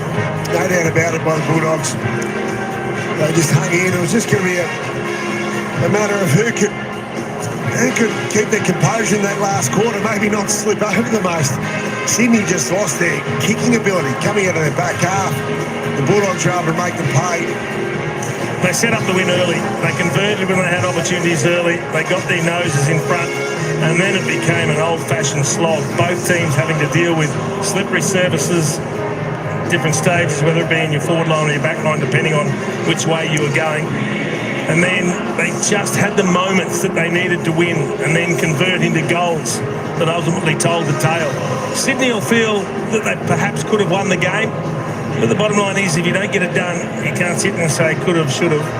It didn't happen for them. The Dogs This is another win they tuck away, and they will continue to put pressure on the teams above them as they surge towards potential top 4. So there's 12 points now between these two teams. So this was the marker for the Swans. They had to peg it back, and now they're 12 points adrift with 8 to play. Yeah, they'd be really disappointed. Tom Papley, Errol Gould, just out for too long. That's really cost them any chance of getting in the finals. Down to Alistair Lynch. Thanks, Brony. Here with Joel Frazier. You must be wrapped with that. That was a tough, hard-fought win. Yeah, I thought we fought really hard. Credit to them, they were really good, especially second half as well. We're sort of neck and neck there for a bit, so really proud of the boys' efforts. You're always a great clearance team, but they threw everything at you, especially as you said in that second half. How did you see that?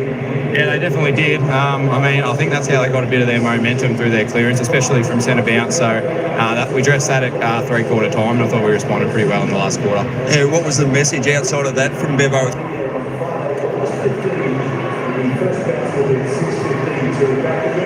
Seem to have lost communication. Obviously, didn't say much, Bevo. How good was he, Joel Frazier? 4 goals with his 23 touches. We were celebrating Isaac Kearney at one end. It was Joel Frazier keeping the Bulldogs in at the other end. He was outstanding. He's played wing, he's played half-back, he's played on ball and looked very much at home there. And then tonight he's kicked 4 goals. Yeah, he did. Nick Blakey showing his frustration, mate. Yep, shaking his head. Kicking errors there coming out of it. Yes, he had ordinary footing underneath him, but he'd be disappointed with his kicking skills that last quarter. He had to go back and play on Norton, who was fantastic most of the night. How far can they go, the Bulldogs, Brownie? How do you rate them? They can be top 4, no question about it. They've got the midfield to go with anyone. So as deep in midfield in competition, look at Ed Richards tonight. Pretty well held by James Jordan. Bond didn't have his biggest night. He only had the 4 clearances, 18 disposals, went forward a little bit. I wouldn't have said they blew him away in around the clearances, but it was a really good night. They're dangerous when you've got big forwards in Darcy, and if Norton plays like that with that sort of presence, he can compete against anyone. So, yeah, where you got the match, Jace? Well, I think they're right there competing for that spot in the top 4. It's interesting, though. Put the credit to this win down to a team effort because Sam Darcy didn't dominate. He had 10 possessions, kicked 3 goals. The Bont didn't dominate. Libba didn't dominate. Ed Richards certainly didn't dominate. And they still found a way to win. Yep, 16 for Richards. That was really good. That third quarter would look like Sydney were well and truly back in the game. The Bulldogs steadied. They steadied a couple of times. They were just able to keep that scoreboard far enough out in front. Thought Aaron Norton was really important for the Dogs tonight. Not just with the 3 goals that he kicked, but his ability to work up the ground, to take marks, to connect. He amassed 18 possessions, and he looked to be a fantastic option for them. 7 marks. In fact, 12. As I add them up, 12 marks, which is a great performance for him. He'd be loving Darcy being back, Jason. Yep. Because he gets in more one-on-one situations. So they had to put Blakey back onto him. Francis started on him, but it was terrific. Just when he launched himself at the contest, that's when he's at his most dangerous. I thought that's the best I've seen him launch at the ball tonight. Got himself in some really good positions and didn't allow Sydney to take an intercept marks. This is where clubs do it so well, don't they? The respect shown by opposition teams to milestones for outstanding players in the opposition, and Bont acknowledges them as well. Not yet 30 years of age. This is his 12th season as he reaches 250 games. So if he stays healthy, there are a great many more milestones ahead for a man who is already recognised as one of the all-time greats. If Teddy's the great Bulldog, then he does satisfy the mode as the best player that the club has had. That's the way he's going. He'd get to 10 All-Australians. Be the first man ever, wouldn't he? There might be another contender for the greatest Bulldog of all time in their midst already. But if Sam Darcy continues to develop, long way off, of course, to reach such heights. Alec did a pretty reasonable job on him. When Tom McCartan was out before the first bounce with illness, you thought, geez, Darcy could really get a hold of him. And it looked like it 10 minutes in the first quarter when he kicked 2 goals. What a great night. It's always great memories if you can win a milestone game and your teammates can celebrate with you, and it's a memorable occasion. 250 is a big effort, and obviously he's got a lot more footy left in him and hopefully more milestones. Jack McRae has played the most games with him. Of course, now at St. 224. Saw shots of Riley Sanders a moment ago. He came into the team and played a really good role, I thought. Ended up with 25 possessions, but he kicked at 100%. He only had the 8 kicks, but everyone was to advantage. Thought he did some really important things, took his time, picked good options, showed really good composure for a young player. Ultimately, it was the goal kicking then. The set shot goal kicking, Jace. 4 goals, 10 Sydney set shots, 8 goals, 5 to the Bulldogs. And that's the difference. You reverse that, you win the game, but you can't hang your hat on that. You've got to go out and execute. Don't sit there and say we're unlucky. You had your chances, you didn't take them. Yeah, and it builds up, the pressure builds. Last week they had a shock. Even though they had a win against Port Adelaide, it's in the back of individuals' minds. So the next time you get in front of those goals, they feel like they're only about a foot apart, those 2 goalposts. They just weren't able to embrace the pressure and kick the big ones when it was needed tonight. We started the night referencing a landmark win at the SCG and what it progressively built to. So this is the rise. They've come into the rounds in 8th position. They'll feel like they've played footy good enough to be higher than that, but they're not. They take care of the teams in that bottom 9 and their tests around them, but you can see exactly what that does because of that percentage. Yeah, that'll carry them a long way, that percentage, won't it? And they'll continue to win games and they'll continue to surge up that ladder. And if any of those teams above them make a mistake, they will snatch that top 4 spot straight out of their hands. They've got the game, no question about it. Anytime you've got a midfield like that, it's going to keep you in games against any opposition.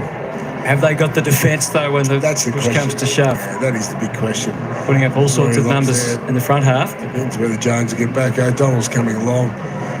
Bailey Dale is a key. You know, he was taken out of the game after half-time when they decided to put Braden Campbell on him. He had a really big first half. So, you know, teams are clearly going to go to work on that defence, but it's going to be critical of that midfield. If they can dominate around contest and get a lot of territory. Well, that's what takes the pressure off their defence, isn't it? Yeah. It's the quality and depth of that midfield that really helps the defence out. Just going to pose a question, Jared. Could you see a situation where games get moved away from the SCG? What we saw tonight was an absolute disgrace. So it's Sunday week, the next game scheduled there when Sydney host Fremantle. I think there'd be some pretty harsh words to the ground staff and the management of the SCG, of the trust there. That's not up to scratch. No. It hasn't been all season, but that's the worst that it's played. That was dangerous for players, as I said. I saw a teammate, Brad Scott, miss the grand final because of that on Colonial Stadium when dirt went from underneath him, he broke his leg. Players tonight look like they're in really dangerous, vulnerable situations. Thing is, you can't wave a magic wand. Hopefully they get a couple of good weeks of weather, but this team here is going places. That was a good concept, by the way. It's a big win. It's a big win, a really big win. And they'll know that. Won't be lost on them, that's for sure.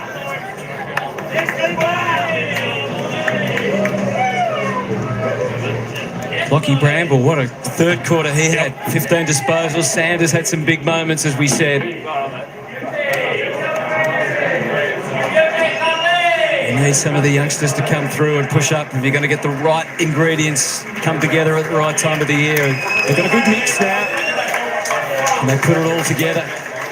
And we've beaten the one team in the top 9. They'll get their chances soon enough to prove their bona fides. Gutsy win on the road against the Sydney Swans on a night where they feel they just had to win to honour one of their guts.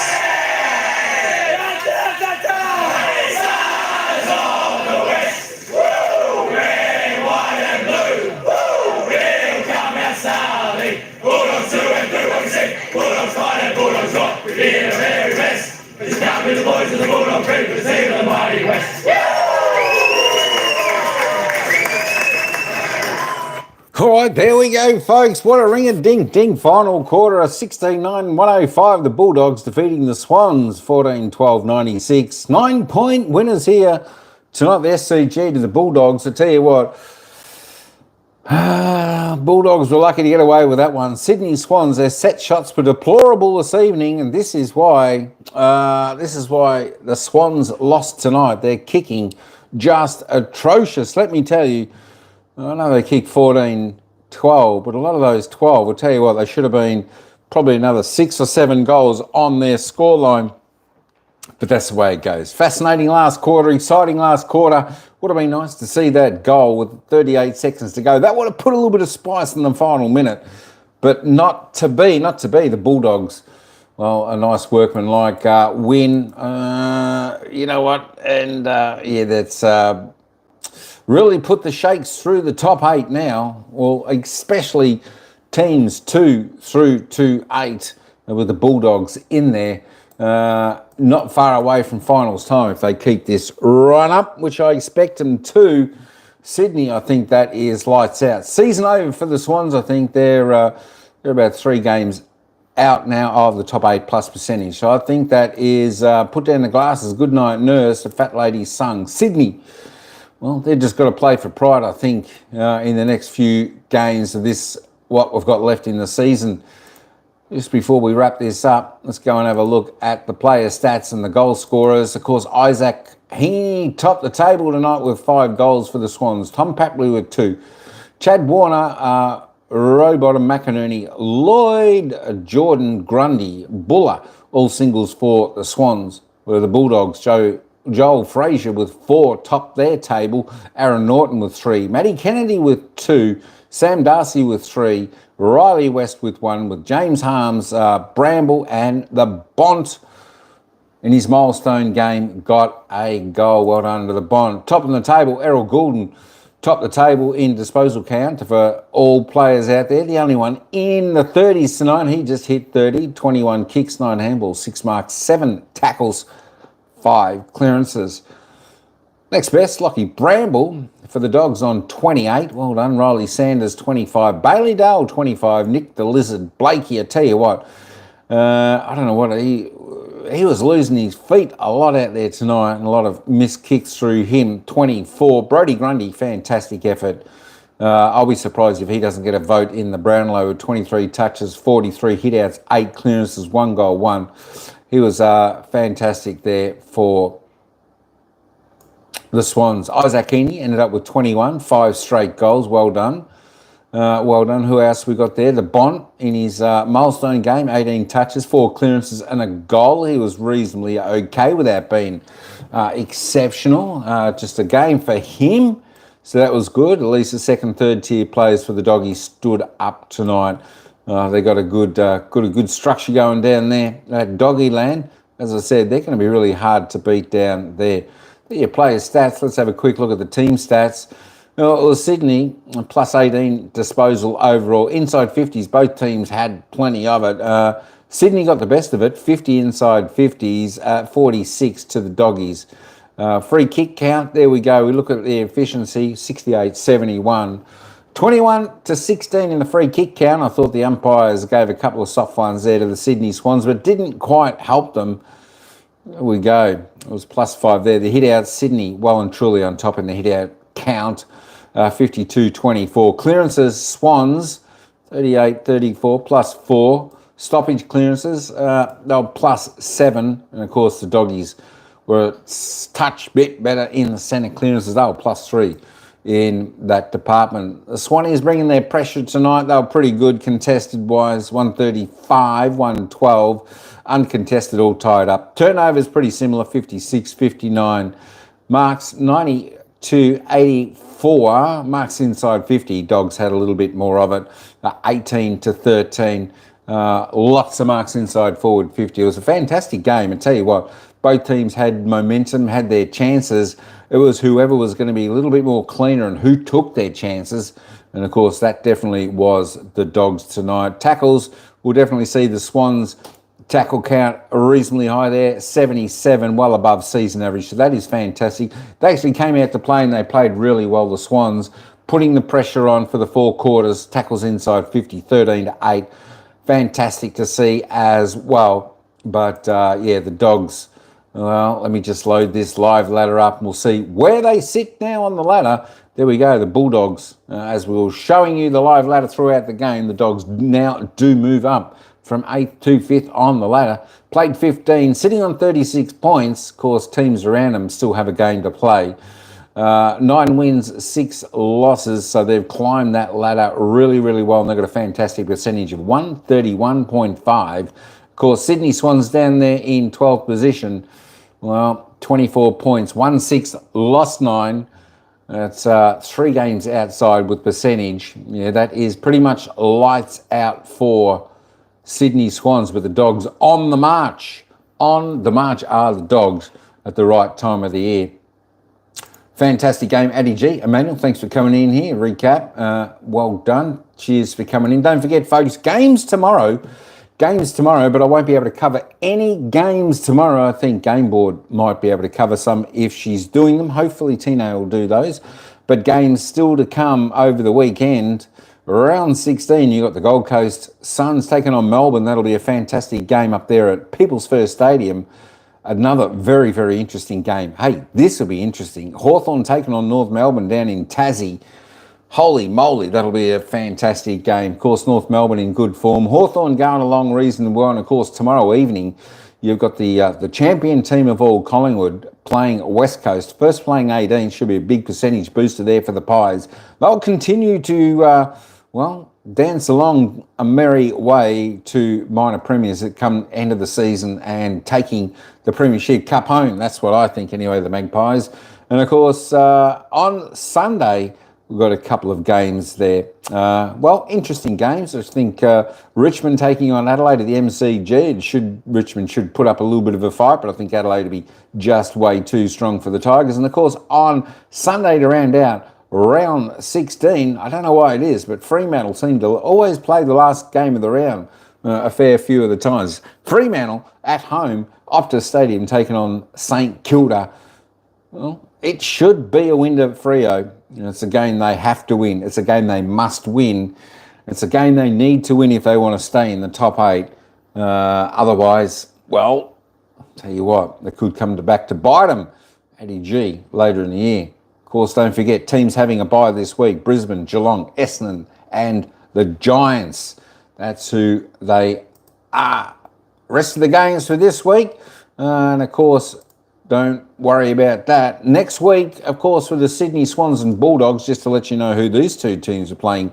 Next match, they come up.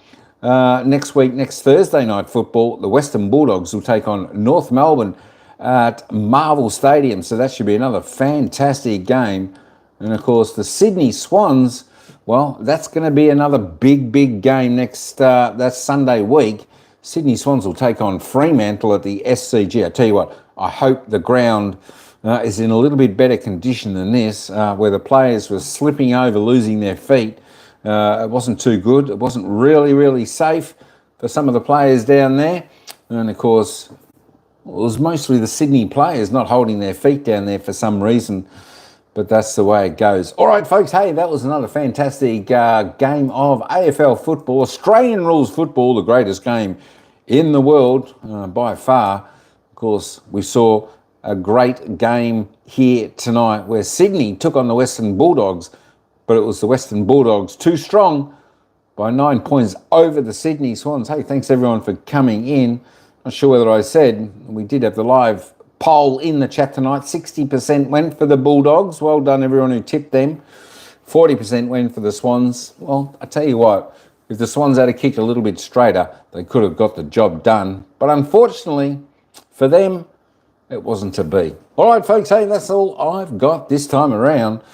Another fantastic game. As I said, I don't think I'll be able to cover any games tomorrow. I should be back on Sunday to cover the Richmond, Adelaide, Freo, St Kilda games. Should be a good one. Enjoy your footy tomorrow, folks. Enjoy the 3 games you got on tomorrow. It should be good. I tell you what, they're all going to be fantastic games. So tune on in. If Game Board, young Tine, is doing those games, head on over there and say g'day. Listen to the game over with her. I know Shirley always enjoys seeing some of the folks over there as well. All right, folks, hey, that's all I've got for this time around. So until next time, ciao for now. We'll see you at the next game.